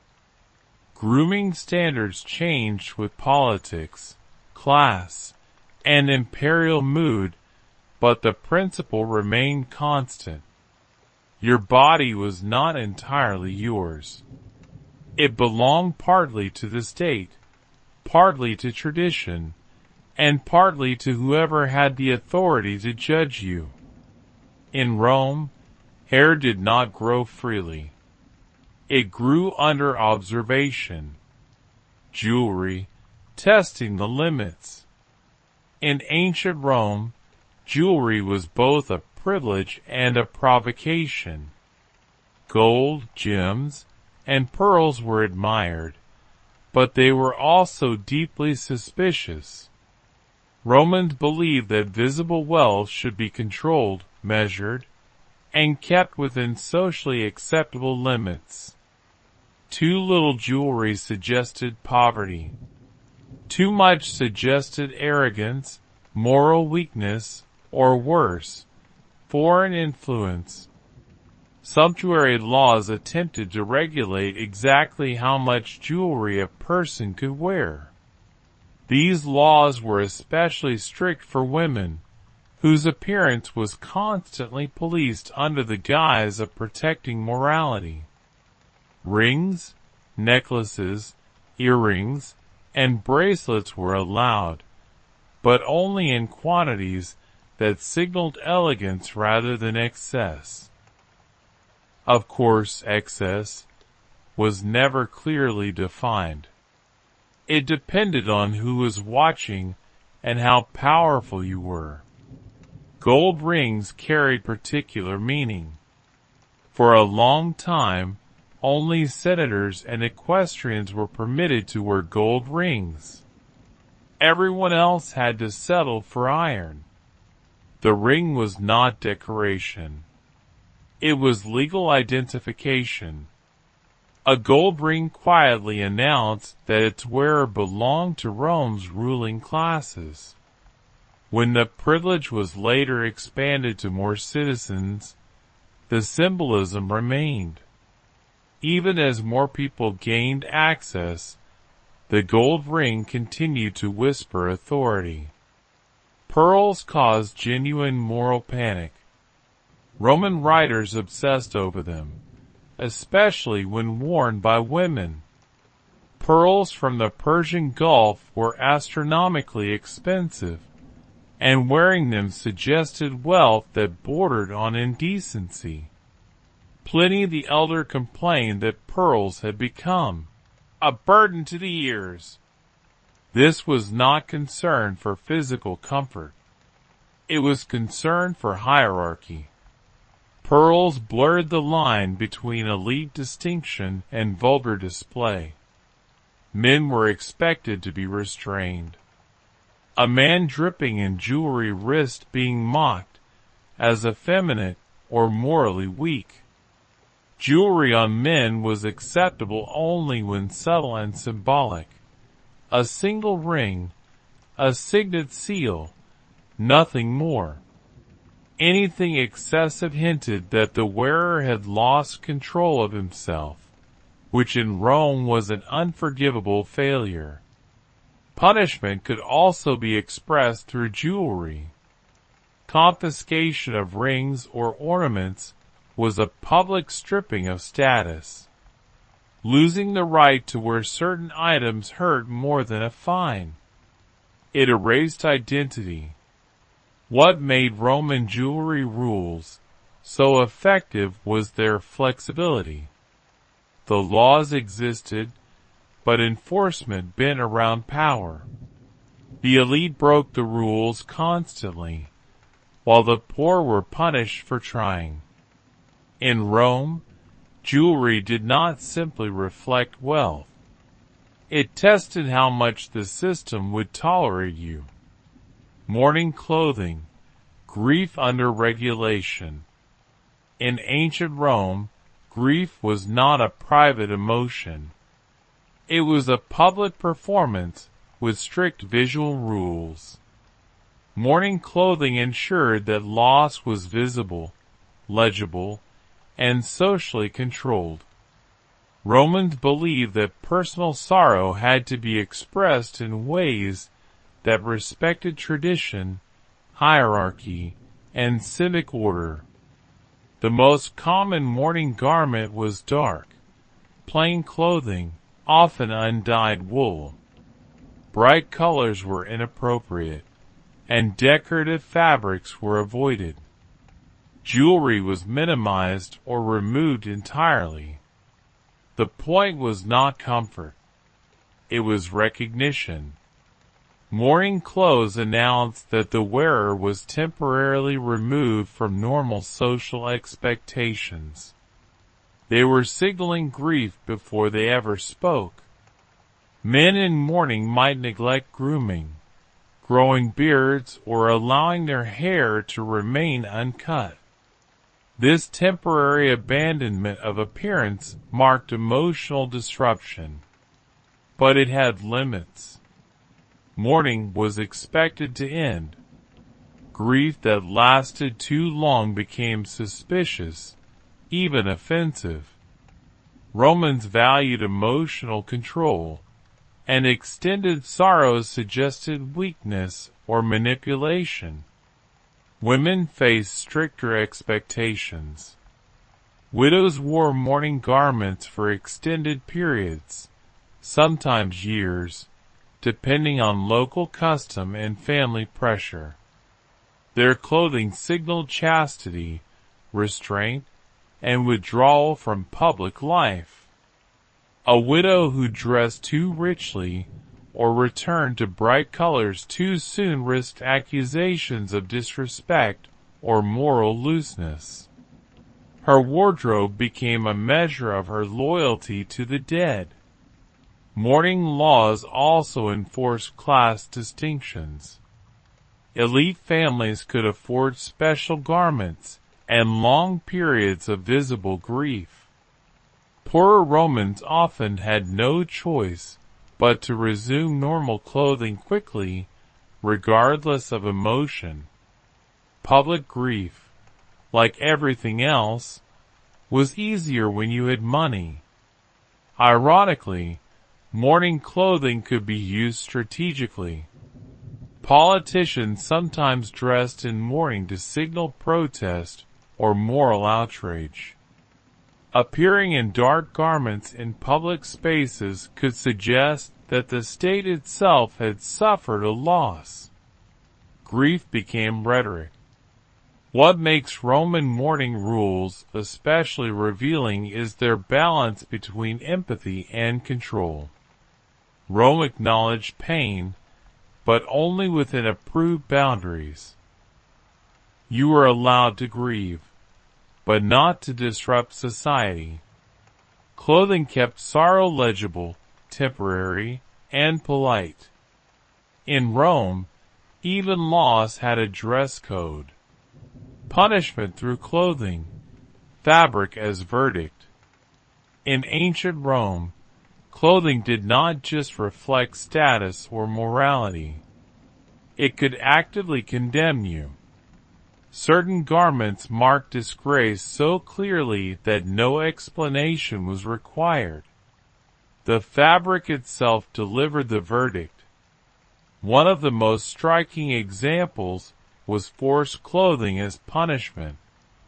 Criminals, traitors, and disgraced citizens could be compelled to wear humiliating garments in public. This was not meant to hide wrongdoing. It was meant to advertise it. Rome believed shame was more effective when everyone could see it. A man dressed incorrectly, deliberately stripped of his proper attire, became a walking warning. Exile came with wardrobe consequences. A banished Roman lost not only property and legal protection, but also the right to dress as a citizen. Being barred from wearing the toga was devastating. Without it, a man visually ceased to exist within Roman society. He might still walk Roman roads, but symbolically he no longer belonged to Rome. Enslavement erased clothing identity entirely. Slaves wore simple tunics, often coarse and undecorated. They were denied distinctive footwear, jewelry, or hairstyles that suggested autonomy. Their appearance reinforced ownership. A slave who dressed above his station risked punishment, not for theft, but for impersonation. Looking free without permission was itself a crime. Public executions and punishments often involved deliberate costume choices. Condemned criminals might be dressed in mockery, stripped naked, or forced into symbolic outfits that emphasized their alleged crimes. Clothing became theater.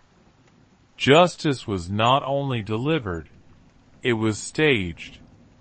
Even voluntary clothing could incriminate you. Dressing above your class invited accusations of arrogance or sedition. Dressing below it suggested shame or protest. Roman society watched appearance obsessively, reading meaning into every fold of fabric. There was no neutral outfit. What made this system terrifyingly effective was its speed. Words could be denied. Clothing could not. A glance was enough. Rome turned fabric into law because it reduced complexity. You did not need to investigate motives when the outfit already told the entire story. By the end of the empire, many of these rules softened or collapsed under cultural change. But the principle survived. Clothing was power. It rewarded obedience and punished deviation. In ancient Rome, justice did not always need judges. Sometimes it just needed the right outfit. Part 3. Tattoos as status in ancient cultures. The power of permanence. In many ancient societies, tattoos were not decoration or rebellion. They were structure. They were a language written directly onto the body, one that could not be forged, traded, or conveniently forgotten. Before documents, seals, or written biographies, tattoos served as living proof of identity. They told everyone who you were without asking permission. What made tattoos powerful was permanence. Clothing could be removed. Jewelry could be stolen. Titles could be disputed. Tattoos could not. Once inked, your body itself carried your social position. In cultures where honor, lineage, and achievement mattered more than material wealth, this permanence was essential. Tattoos turned the human body into an archive. In many ancient cultures, not everyone was allowed to be tattooed. This is a crucial point modern interpretations often miss. Tattoos were frequently restricted to elites, warriors, priests, or individuals who had completed specific rites. Being tattooed was not a right. It was a privilege earned through survival, ritual endurance, or ancestral qualification. An unmarked body could signal youth, low status, or exclusion. The process itself reinforced this hierarchy. Tattooing was painful, slow, and often sacred. It involved blood, chanting, and ritual tools passed down through generations. Pain was not incidental. It was the price of legitimacy. Enduring it proved discipline and worthiness. The mark mattered because the suffering mattered. These tattoos were not random designs. They were coded systems. Lines, shapes, and placement all carried specific meaning. A mark on the shoulder did not mean the same thing as one on the face. Each position corresponded to role, rank, or spiritual alignment. To the initiated, the body could be read like a detailed map. Importantly, tattoos could also exclude. In some societies, criminals, captives, or enslaved people were forcibly tattooed to mark ownership or disgrace. The same technology that elevated elites could permanently degrade the powerless. This dual use made tattoos socially dangerous. A mark could grant authority or remove it entirely. What unified these systems was control. Tattoos were not about self-expression in the modern sense. They were about visibility. Ancient societies wanted identity to be obvious and permanent. Tattoos solved that problem elegantly and brutally. In a world without paper records, tattoos were undeniable proof. Your body told your story whether you wanted it to or not. And once written, that story could not be erased. Scythian tattoos. Power carried in flesh. Among the Scythians of the Eurasian steppe, tattoos were not decoration or fashion. They were elite insignia reserved for those who held power, lineage, or exceptional status. Archaeology makes this clear. When frozen Scythian bodies were uncovered in the Altai Mountains, their tattoos were not scattered randomly. They were deliberate, complex, and unmistakably elite. Scythian tattoos depicted animals in motion, stags with twisted antlers, predatory cats mid-leap, birds of prey locked in eternal flight. These were not aesthetic choices. Each animal symbolized specific qualities admired by Scythian society: speed, dominance, vigilance, ferocity.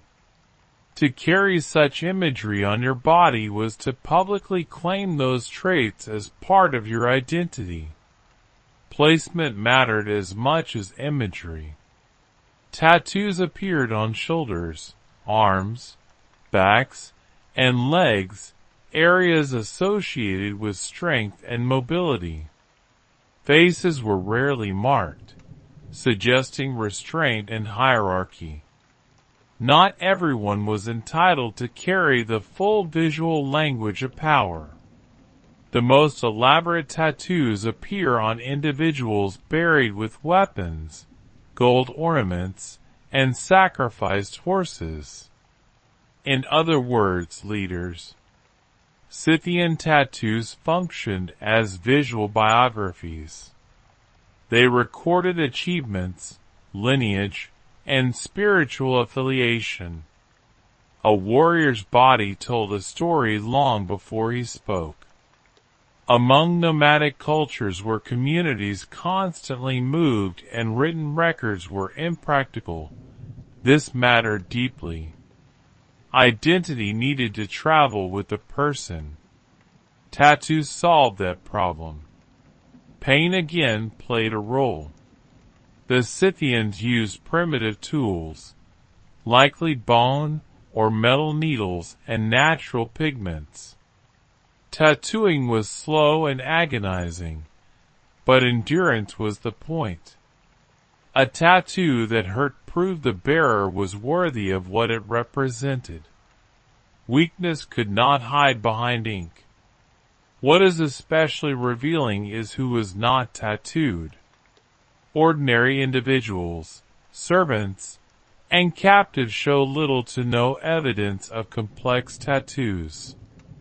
This absence speaks volumes. Tattoos marked those who mattered. An unmarked body was not pure. It was insignificant. To modern eyes, Scythian tattoos look artistic. To ancient Scythians, they were unmistakable signs of authority. They declared power in a world without palaces or crowns. When you saw the tattoos, you knew who you were dealing with. On the step, ink replaced architecture. Power was not built in stone. It was carried in flesh. Polynesian tattoos. Ancestry made visible. In Polynesian societies, tattoos were not symbols you chose. They were inheritances you carried. Tattooing was a sacred act that bound the living to their ancestors, transforming the human body into a genealogical record. The word tattoo itself comes from the Polynesian tata, meaning to strike, a reminder that these marks were earned through ritual, not whim. Polynesian tattoos mapped lineage. Each line, curve, and repetition corresponded to family history, social rank, and ancestral deeds. Chiefs wore the most complex designs because their genealogy was the most extensive. Their bodies displayed generations of authority. To look at a heavily tattooed chief was to see his bloodline rendered visible. Placement was rigidly structured.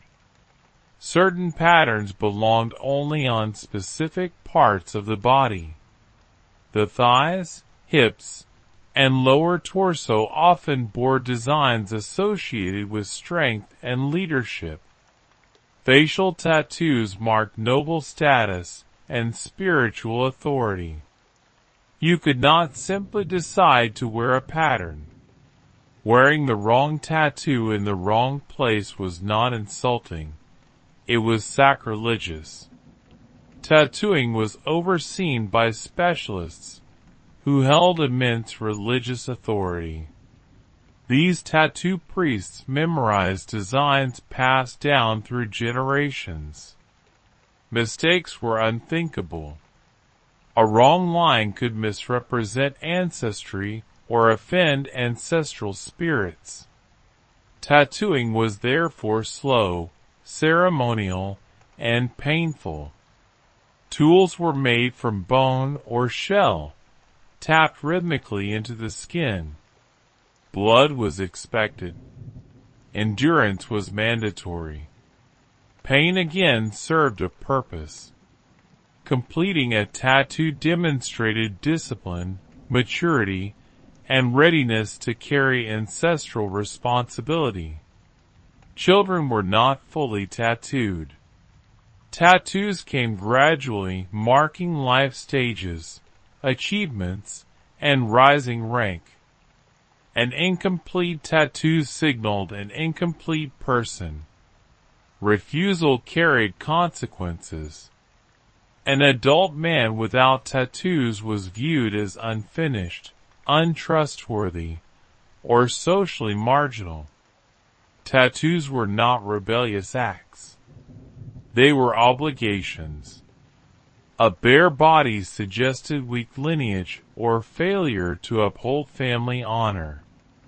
What makes Polynesian tattoo culture extraordinary is its precision.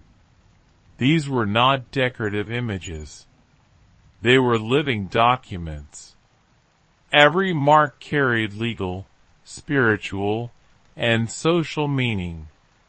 In Polynesia, ancestry was not hidden in stories or scrolls. It was worn openly. The body itself became proof of belonging, history, and power. Egyptian tattoos.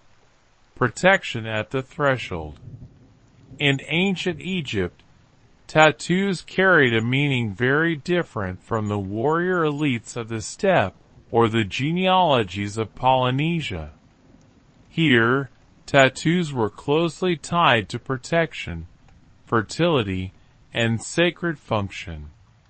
They were less about public dominance and more about divine alignment.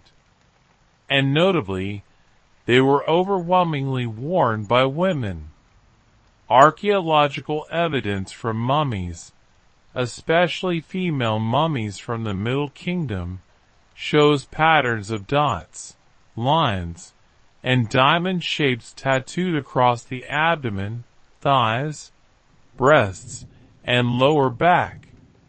These were not ornamental flourishes. Their placement strongly suggests ritual protection connected to pregnancy and childbirth. The marks sat precisely where pain, danger, and vulnerability were greatest. Egyptian childbirth was lethal. Infection, hemorrhage, and complications were common. Tattoos acted as permanent amulets, invoking protective deities such as Bes and Taret. In this context, the tattooed body became sacred ground. The ink marked a woman as guarded by the gods, her flesh symbolically armored against chaos. Tattooing in Egypt was likely restricted. These marks do not appear randomly across the population. They are concentrated among women associated with temples, dancers, priestesses, or elite households. This suggests tattoos were signs of ritual responsibility rather than social rebellion. The tattooed woman was not marginal. She was consecrated. The designs themselves were functional. Repeated dots may have created optical movement during pregnancy, visually interacting with the expanding body. Some scholars argue they served as focal points during labor, combining physical marking with psychological and spiritual support. Whether or not that was intentional, the symbolism is clear. These tattoos were activated by life events. Unlike other cultures, Egypt did not use tattoos heavily to mark rank in men. Male bodies were largely left unmarked. Authority was expressed through clothing, wigs, jewelry, and posture. Tattoos belong to the liminal spaces of life: birth, fertility, ritual performance. This distinction matters. It shows that tattoos were not universally about power in the political sense. In Egypt, power meant survival, continuity, and divine favor. Tattoos expressed that quietly and permanently. To modern eyes, Egyptian tattoos can look subtle or even decorative. But in their time, they were serious tools. They marked bodies that stood at the threshold between life and death. In ancient Egypt, tattoos were not statements. They were safeguards. Greek and Roman tattoos, marks of control. In the classical Mediterranean world, tattoos carried a sharply different meaning. For the Greeks and Romans, tattoos were not marks of prestige. They were marks of control. Ink on the body usually meant you had lost something: freedom, honor, or legal standing. In Greece, tattoos were associated with outsiders and punishment. Thracians, Scythians, and other barbarian peoples were known to tattoo themselves, which Greek writers viewed with a mix of fascination and contempt. To a Greek citizen, A tattooed body looked foreign, excessive, and undisciplined. The ideal Greek body was smooth, balanced, and unmarked, a physical reflection of rational order. Ink disrupted that ideal. Because of this, tattoos became tools of humiliation. Criminals, prisoners of war, and enslaved people could be tattooed to mark ownership or guilt. These marks were not symbolic. They were administrative. A tattoo might state who owned you, where you came from, or what crime you had committed. The body became a label. Rome inherited and intensified this logic. Romans used tattoos to mark enslaved people, gladiators, and criminals condemned to hard labor. These tattoos often appeared on visible parts of the body, including the face or forehead, ensuring that shame followed the individual everywhere. Removal was nearly impossible. Disgrace was meant to be permanent. Ironically, Roman soldiers sometimes received tattoos as identification marks, usually on the hand or arm. But even here, the tattoo was not honorific. It was practical. It ensured loyalty and prevented desertion. The message was clear. Your body belongs to the state. This is where the Roman view becomes especially revealing. Tattoos were not condemned because they were painful or permanent. They were condemned because they removed choice. A tattooed person had been claimed by an authority stronger than themselves. That authority could be a master, a court, or the empire. There is a quiet brutality in this system. While other cultures used tattoos to elevate identity, Rome used them to flatten it. Ink reduced people to function, property, criminal, soldier. To Roman eyes, a tattooed elite would have been unthinkable. Power was supposed to be removable, transferable, and symbolic. Tattoos were too final. In the classical world, tattoos told a simple story. If you were marked, someone else was in control. Celtic and Pictish tattoos. Defiance made visible. For the Celtic and Pictish peoples of ancient Europe, tattoos were not marginal or shameful. They were confrontational. Roman writers repeatedly described northern warriors as painted, tattooed, or stained with pigment, often emphasizing how unsettling this made them on the battlefield. To the Romans, these marks looked chaotic. To the Celts and Picts, they were deliberate declarations of identity and dominance. Classical sources describe warriors whose bodies were marked with swirling patterns, animals, and abstract symbols, sometimes enhanced with blue pigment derived from plants like woad. Whether all of these markings were permanent tattoos or a mix of tattooing and body paint is still debated. What matters is how they functioned. These marks transformed the body into a visible extension of territory, tribe, and lineage. Celtic tattoos appear to have been closely tied to warrior status. Not every member of society bore them. The most elaborate markings were likely reserved for fighters who had proven themselves in combat. To mark the body was to declare that it had survived violence and was ready to inflict it.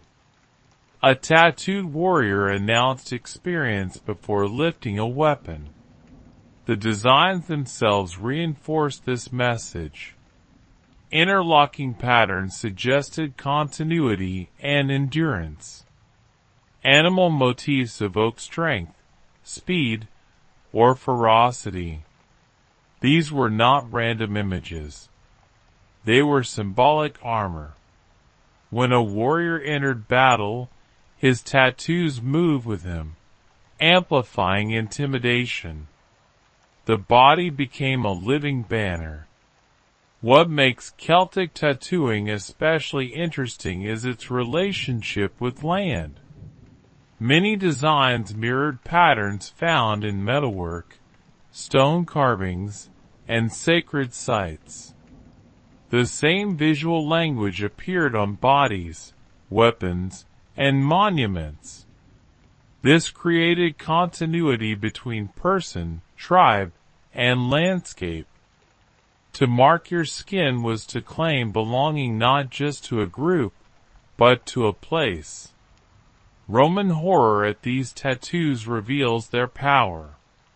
Romans described them as savage because they could not control them.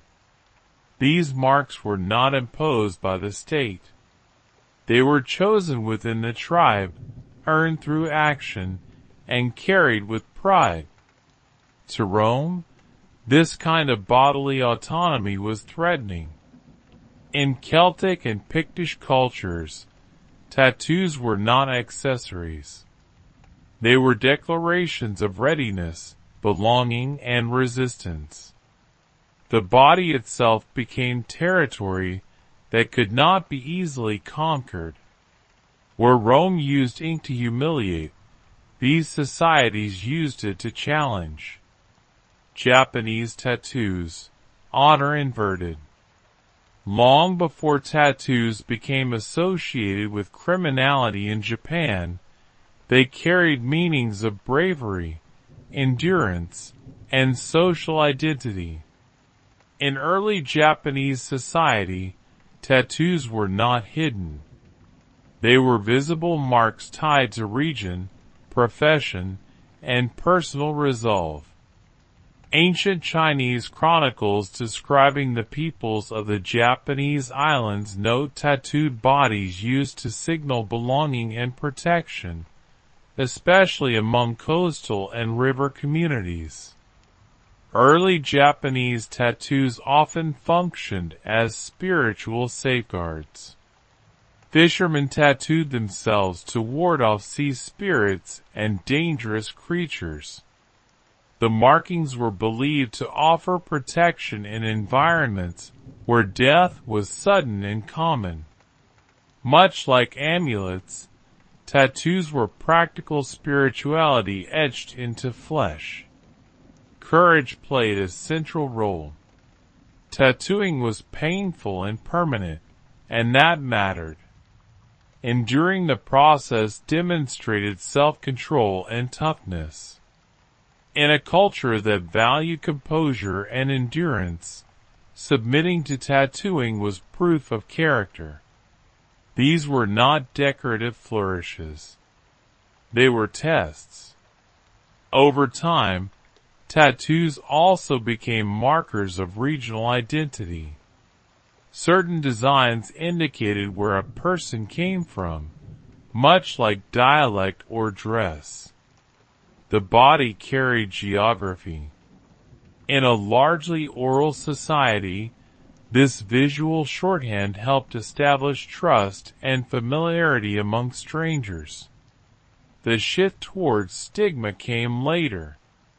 As centralized authority strengthened, tattoos began to be used as punishment.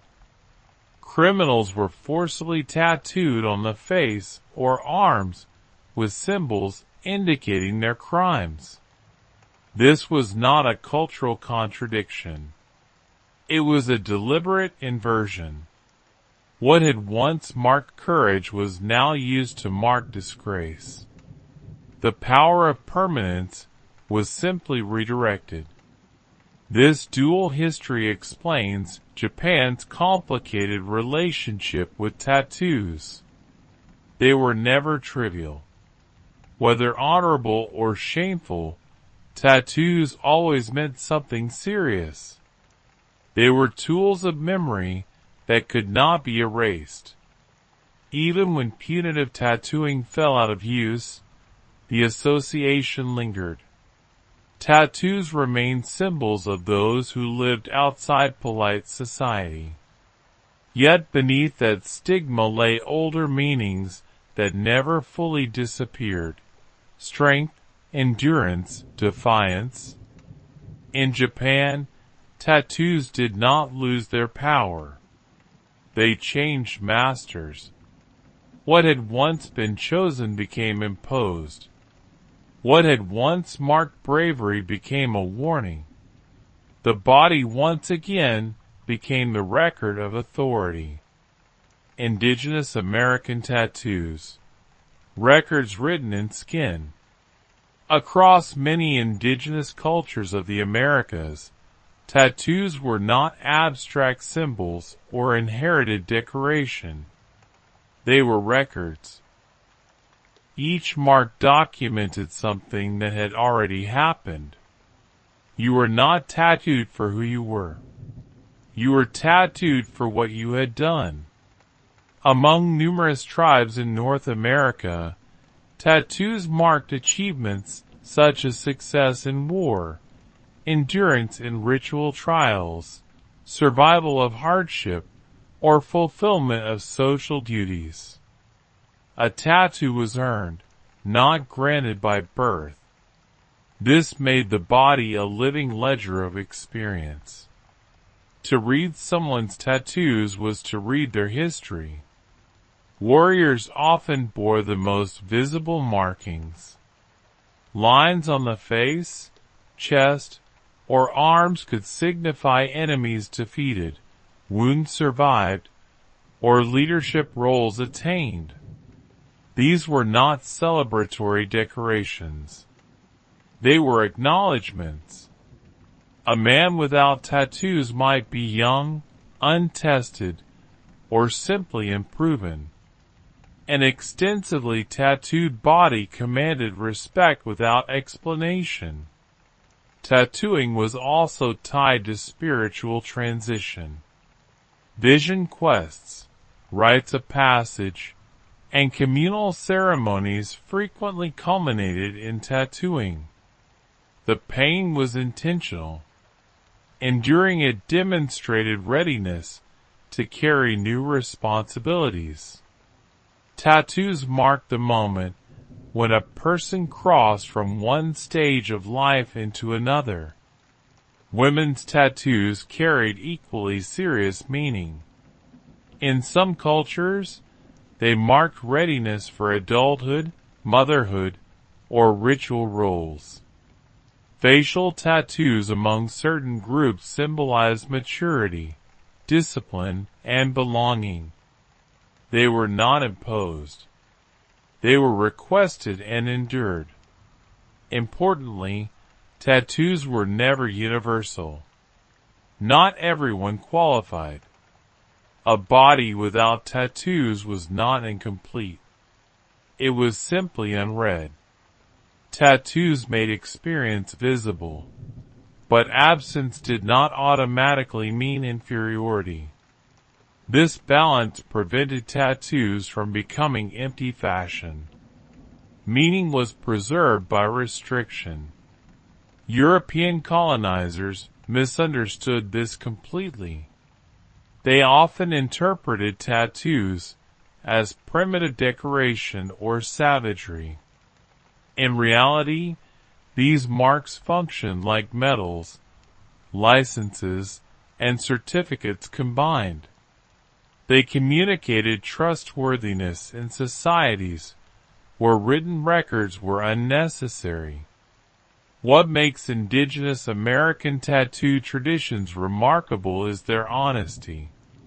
You could not fake a tattooed achievement.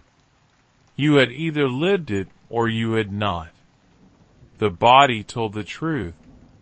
In these cultures, tattoos were memory that could not be edited. The skin carried proof. The universal truth: responsibility made permanent. Across ancient cultures, the unifying truth about tattoos is this: they were never about individuality in the modern sense. They were about responsibility. Tattoos bound a person to their past, their community, and their obligations. Once inked, the body could no longer pretend. It became a document that demanded accountability. Unlike clothing or jewelry, tattoos could not be removed when circumstances changed. This permanence made them dangerous and powerful. To be tattooed was to accept that your history would follow you everywhere. In societies built on honor, lineage, and reputation, this was not cosmetic. It was existential. Tattoos recorded ancestry, rank, courage, crime, protection, and punishment, depending on the culture, sometimes all at once. A single mark could signify elite authority in one society and absolute disgrace in another. The technology was the same. The meaning was controlled by culture. What mattered was control over the narrative. In cultures where tattooing was sacred, only specific people could authorize it. Priests, elders, or specialists guarded designs like legal codes. A tattoo applied incorrectly could misrepresent a lineage, offend spirits, or falsely claim status. This was not tolerated. The body was too important to be miswritten. Colonial and imperial societies often reversed these meanings deliberately. Tattoos that once marked honor were turned into tools of punishment. Marks that once recorded achievement were imposed to erase identity. This was not accidental. It was psychological domination. Taking control of the body meant taking control of memory. Modern tattoo culture often treats ancient tattooing as aesthetic inspiration. This misses the point entirely. Ancient tattoos were not chosen because they looked meaningful. They looked meaningful because they were enforced by social consequence. Pain, permanence, and restriction preserved their value. In ancient cultures, you could not wake up one day and decide who you wanted to be. Your body reflected who you had proven yourself to be. Tattoos were earned slowly, painfully, and publicly. They demanded consistency between action and identity. Seen this way, ancient tattoos were sacred biographies. They told stories that could not be revised or rebranded. They tied the individual to something larger than themselves. And once written into flesh, those stories could not be denied. Part 4. The Life of Anne Boleyn. Training for Survival. Anne Boleyn was not raised with the expectation of becoming a queen. Nothing about her early life suggested a destiny tied to England's throne. What it did suggest was something far more dangerous in the Tudor world. She was trained to move comfortably among power. From a young age, and was shaped for court life, not through inheritance, but through exposure, education, and proximity to influence. Born into the ambitious but not royal Boleyn family, Anne's value lay in her potential. Her father, Thomas Boleyn, understood that courts were schools of survival. He sent Anne abroad, first to the Low Countries, and then to France, where she served in the household of the French queen. This was not a finishing school. It was a political laboratory, and learned how monarchs spoke, how favors were exchanged, how reputation could be built or destroyed with a glance. She learned languages, music, dance, theology, and most importantly, restraint. France mattered. The French court was culturally refined, intellectually curious, and far more open to Renaissance ideas than England. Here, an absorbed humanist thought and early reformist religious ideas that questioned traditional Catholic authority. She also learned that charm was not softness. It was leverage. Wit could deflect danger. Silence could provoke interest. Attention could be rationed. And returned to England not as a naive courtier, but as someone visibly different. She dressed in continental fashion, spoke with confidence, and carried herself with a self-assurance that unsettled people. She was not universally admired. Some found her sharp. Others found her unsettling. But she was noticed. And in a Tudor court, being noticed was the first step toward influence. Crucially, and understood something many did not. Power did not only belong to kings. It flowed through access, conversation, and timing. She watched queens, favorites, and mistresses rise and fall. She saw how proximity to a monarch could elevate a family or erase it overnight, and did not arrive at court dreaming of a crown. She arrived equipped to survive proximity to it. That distinction matters, because when power finally turned its attention toward her, she was not unprepared. She had been trained for this environment long before England realized what kind of woman had returned. She was not born to rule. She was trained to endure courts, and that made her far more dangerous. The refusal that changed history.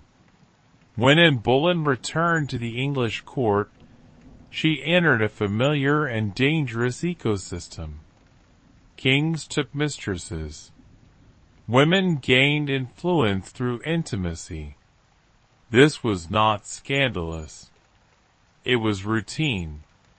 What made Anne extraordinary was that she refused to play the expected role.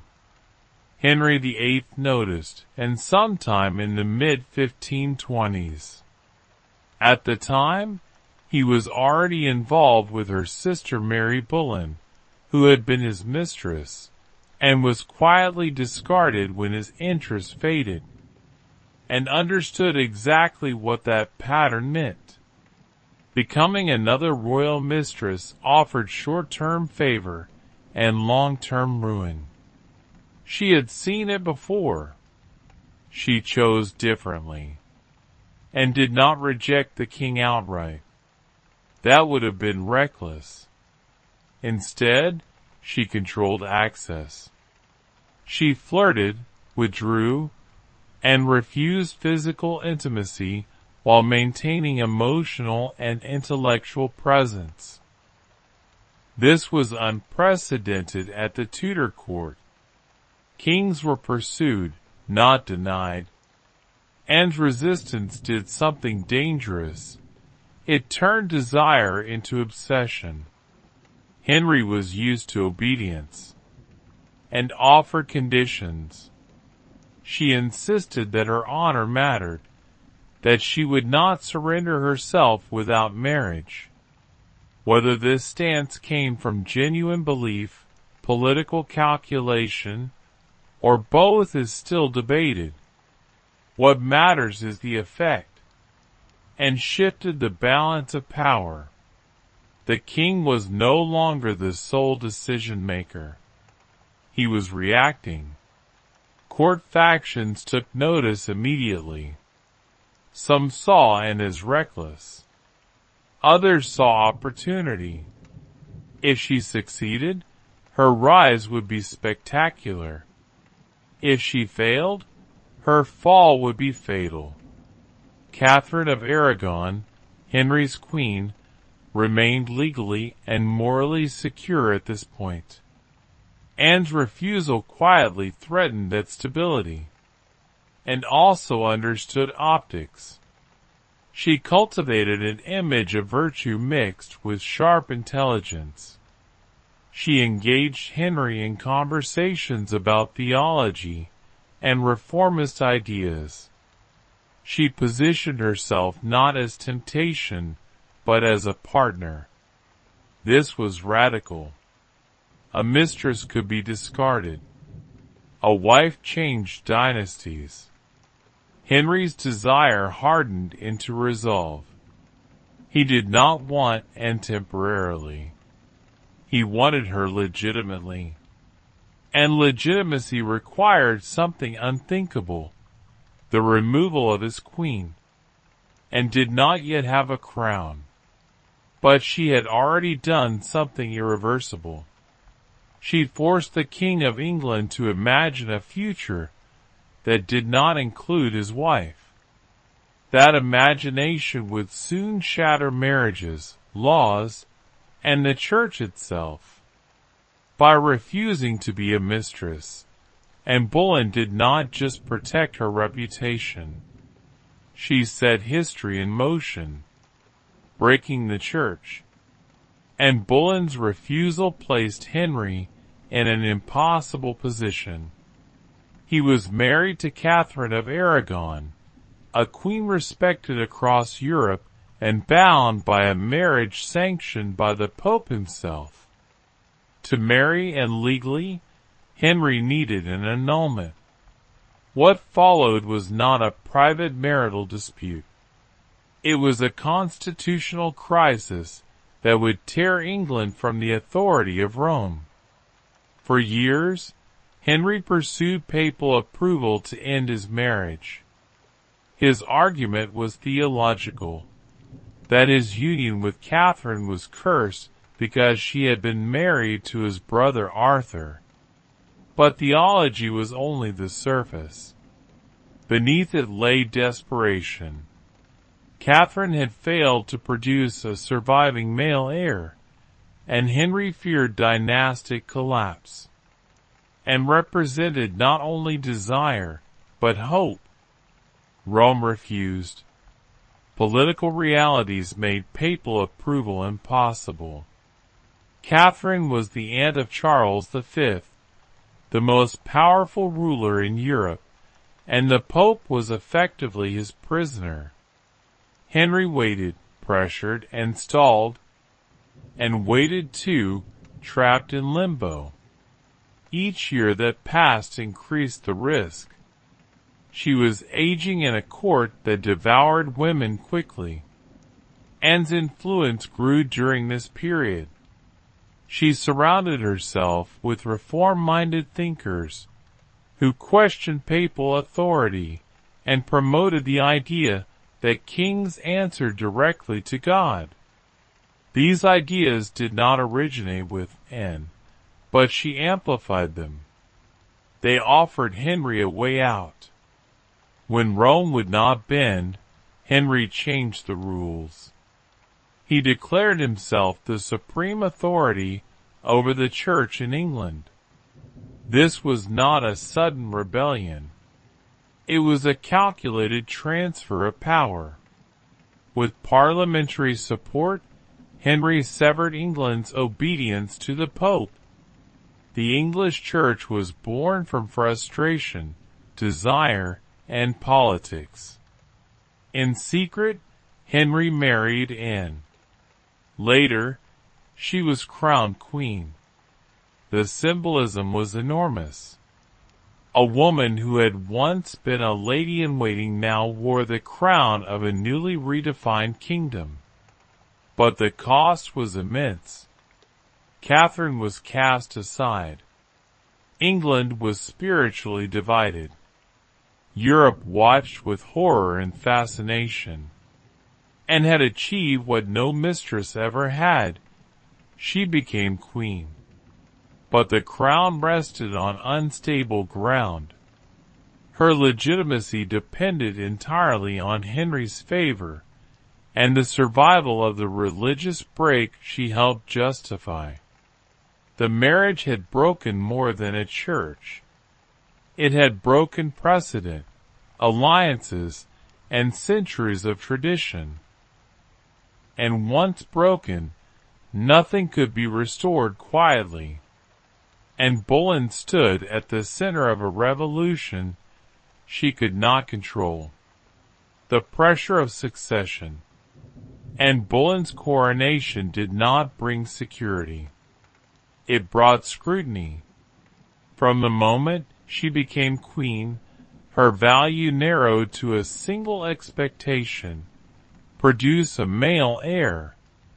Everything else, her intelligence, her influence, even the religious revolution tied to her marriage, became secondary to her womb. England waited, and became pregnant quickly, and anticipation swept the court. When she gave birth, the child was healthy, intelligent, and unmistakably royal. But she was a girl, Elizabeth. The disappointment was immediate and dangerous. A daughter did not stabilize a dynasty. It postponed the problem, and understood the stakes better than anyone. She had displaced a respected queen and helped justify a religious schism. Without a son, her position was fragile. Still, she insisted publicly that daughters mattered, that Elizabeth would rule gloriously. Privately, she knew that confidence did not protect queens. Her subsequent pregnancies ended in tragedy. Miscarriages followed, including one devastating loss of a male fetus. Each failure was noted. Each whisper grew louder. At court, sympathy quickly turned into calculation. If Anne could not deliver a son, perhaps she could be replaced. Her relationship with the king began to sour. Henry VIII was impatient, deeply insecure about succession, and increasingly distracted. He had bent the church for Anne. Now he expected results, and once the object of obsession, found herself criticized for her sharp tongue, her temper, her refusal to submit quietly.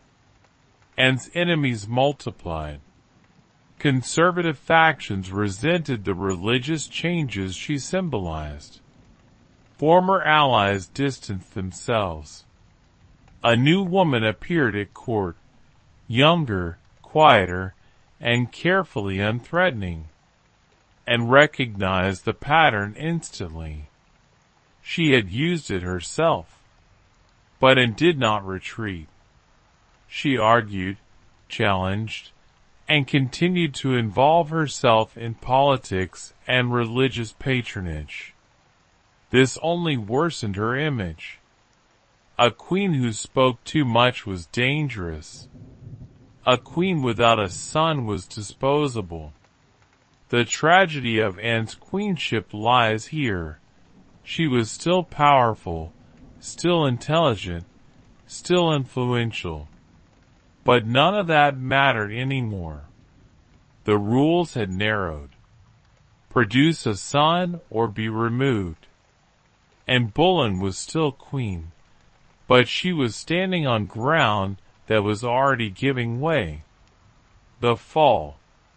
And Boleyn did not fall because of a single mistake.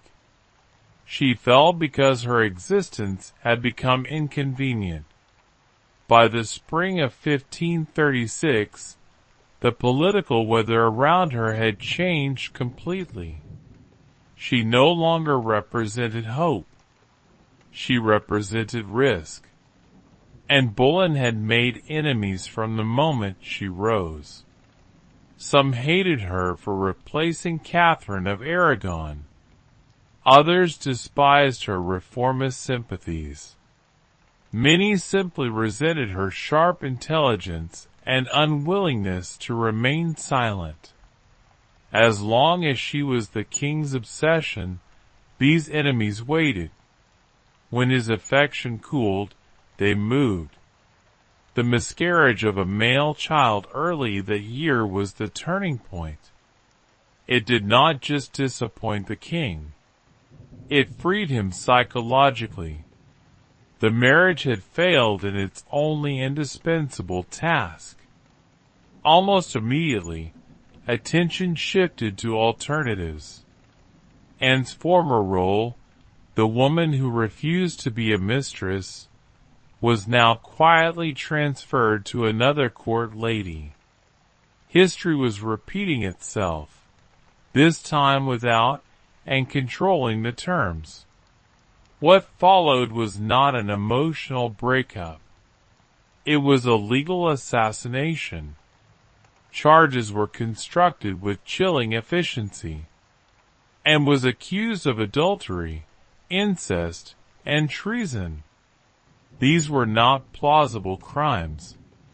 They were useful ones. Adultery alone was not enough. Treason ensured execution and erased any chance of rehabilitation.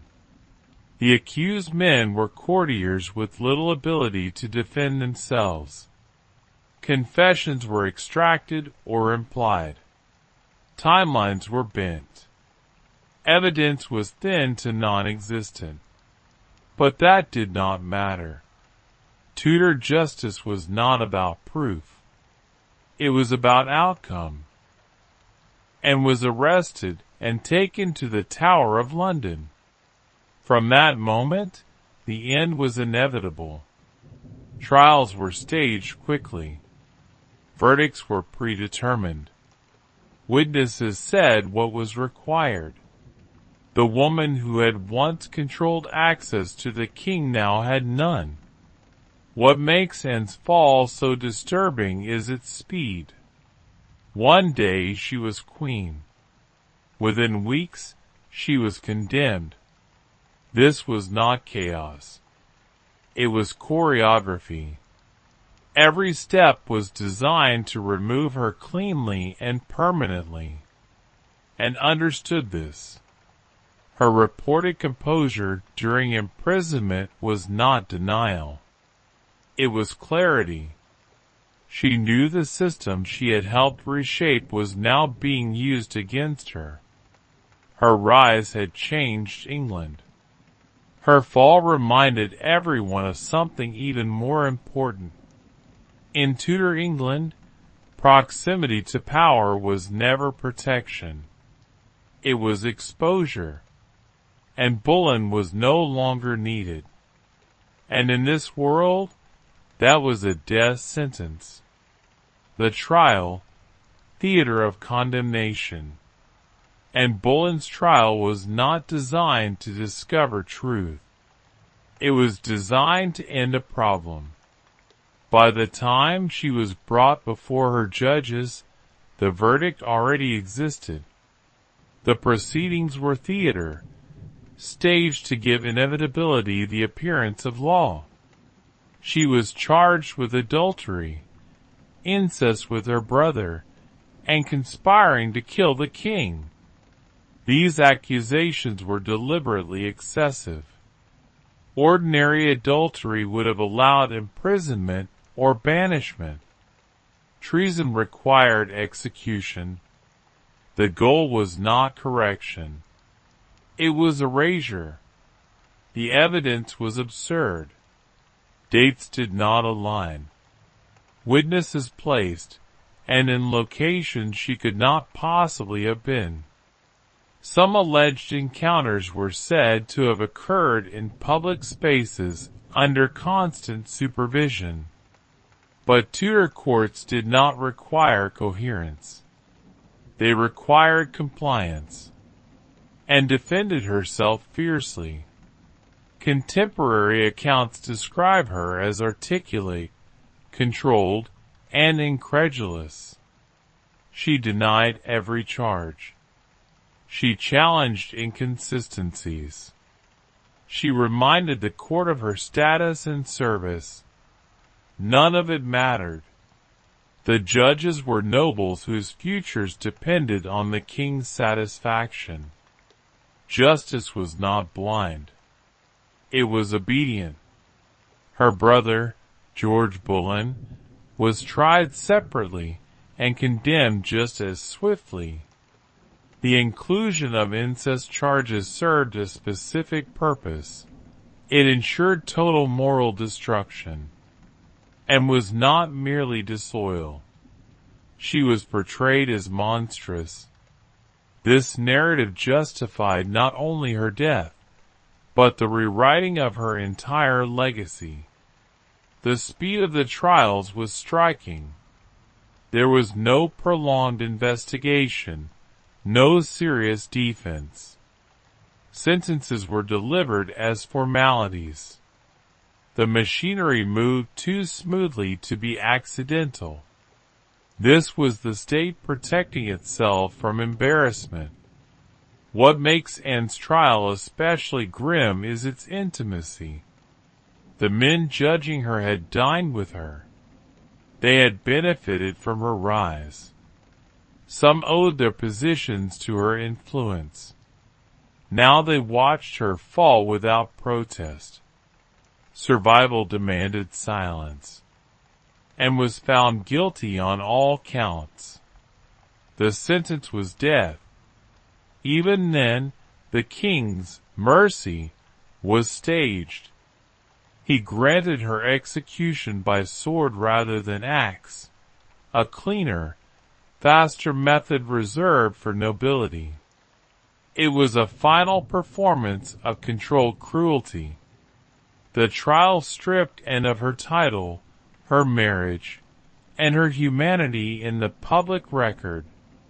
But it also exposed something else. The Tudor state did not need truth. It needed closure. And Boleyn was no longer a queen. She was a problem that had been formally solved. The execution, ending without closure, and Boleyn's final days were marked by an unsettling calm. Imprisoned in the Tower of London, she moved through the rituals of condemnation with composure that unsettled observers. She prayed, joked darkly, and spoke with clarity about her fate. This was not denial. It was recognition. The machinery had finished its work. The execution was carefully staged. A skilled swordsman was summoned from France, a deliberate choice meant to signal mercy and refinement. An axe was blunt and brutal. A sword was precise. The distinction mattered to a court obsessed with appearances. And dressed carefully, removed her headdress, and addressed the crowd with dignity. She did not protest her innocence publicly. She did not accuse the king. She followed the script expected of a condemned queen. The blade fell once. Her death was swift. The crowd dispersed. Within days, the king was engaged to another woman. The message was unmistakable. The future would proceed without pause. But Anne's story did not end on the scaffold. That is the irony of her execution. The state could erase her body, but not the consequences of her life. The religious break that justified her marriage remained. the English Church did not return to Rome. The precedent held. Most significantly, her daughter lived. Elizabeth, the child whose birth had disappointed the court, would one day rule England longer and more effectively than any Tudor monarch. The Queen they had dismissed as a failure produced one of the most formidable rulers in English history. Anne's reputation shifted over time. To some contemporaries, she remained a seductress and heretic. To others, she became a victim of tyranny. Later generations would reinterpret her again and again, projecting their own anxieties and ideals onto her story. Ambitious woman, reformer, martyr, pawn, architect. What remains consistent is her impact. And forced a king to break a church, destabilize Europe, and rewrite succession law. She did this not through armies or titles, but through refusal, intelligence, and timing. Her power was personal, and that made it threatening. And Boleyn did not survive the system she helped reshape, but the system could not undo what she had set in motion. Her death closed a chapter violently. It did not restore the old order. In Tudor England, memory was as dangerous as ambition, and Boleyn was never forgotten.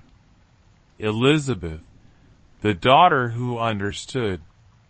In the years immediately following Boleyn's execution, her name was treated with caution.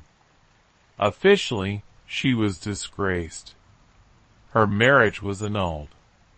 Her title erased. Her memory reduced to a mistake best forgotten. But history does not always cooperate with official narratives. Anne's daughter, Elizabeth I, grew up under a shadow that never fully lifted. She was declared illegitimate. She was removed from the line of succession. She was raised carefully, watched closely, and reminded implicitly of how dangerous royal favor could be. Yet in this constrained environment, Elizabeth absorbed the most important lesson and had never been allowed to finish learning: survival through restraint. Elizabeth inherited more from and than blood. She inherited intelligence, linguistic skill, political instinct, and a deep understanding of how power punished women who appeared threatening. Unlike her mother, Elizabeth learned to cloak ambition in patience.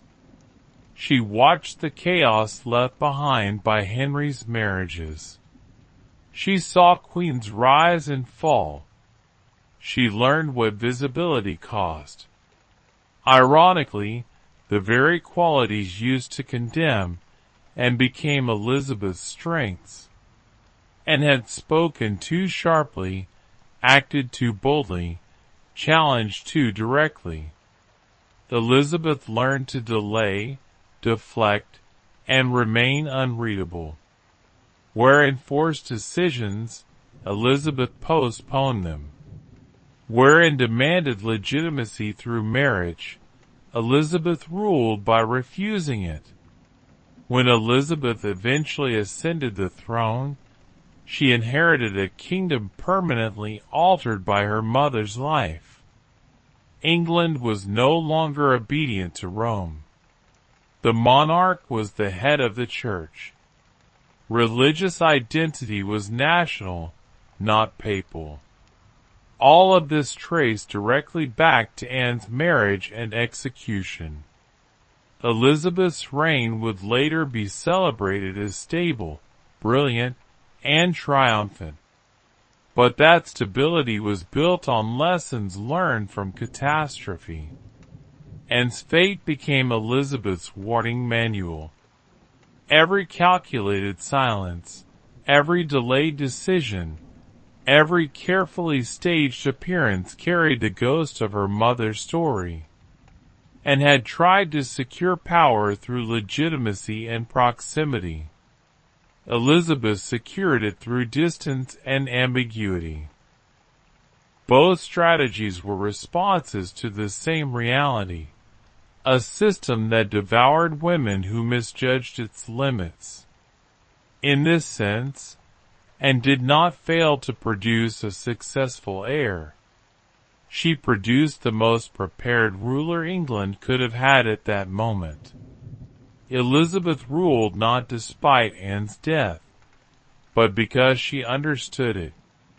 The daughter succeeded where the mother could not by rejecting Anne's legacy, but by surviving it. Legacy, the woman who changed everything. And Boleyn's greatest influence came after she was gone. Stripped of her title, executed as a traitor, and officially erased from royal favor, she should have vanished into history as a cautionary footnote. Instead, her life became a fault line that permanently altered England's political, religious, and cultural landscape. The English Reformation did not reverse itself once and was dead. The break with Rome remained. Monasteries stayed dissolved. The crown retained control over the church.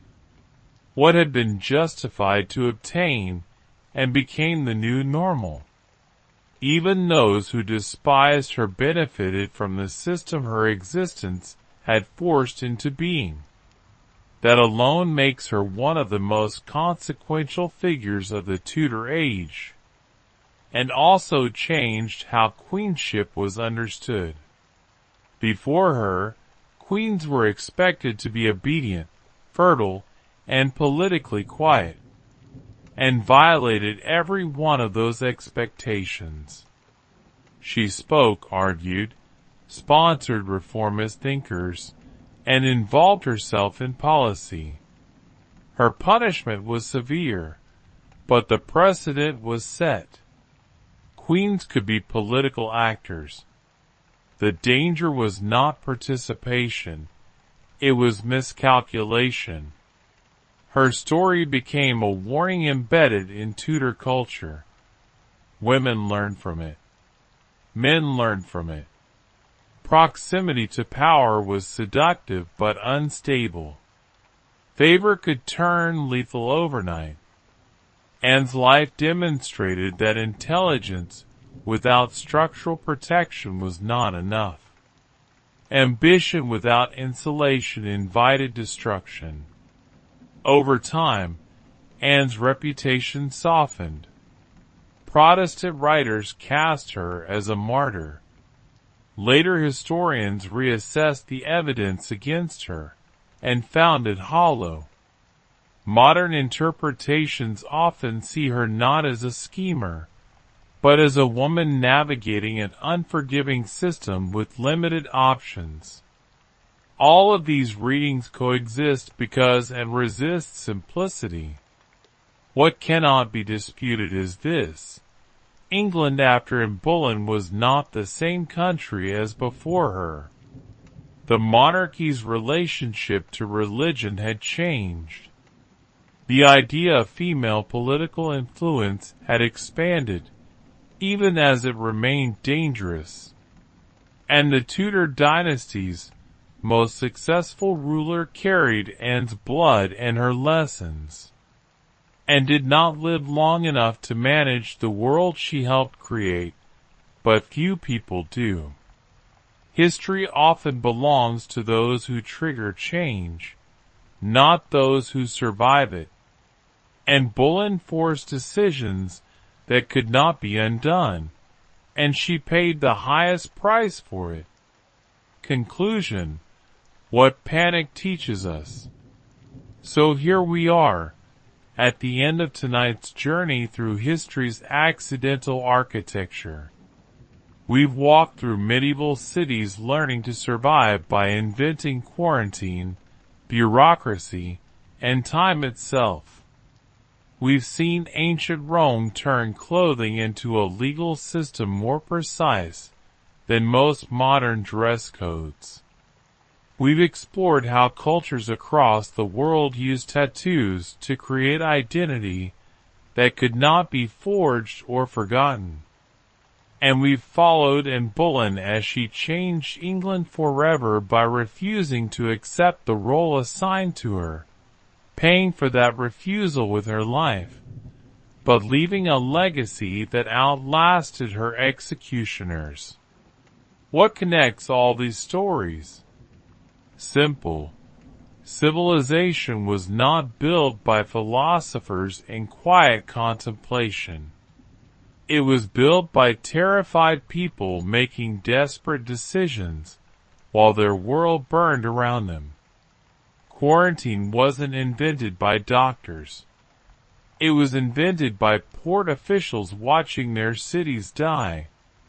Bureaucracy wasn't created for efficiency. It was created because memory failed during panic. Standard time wasn't about scientific progress.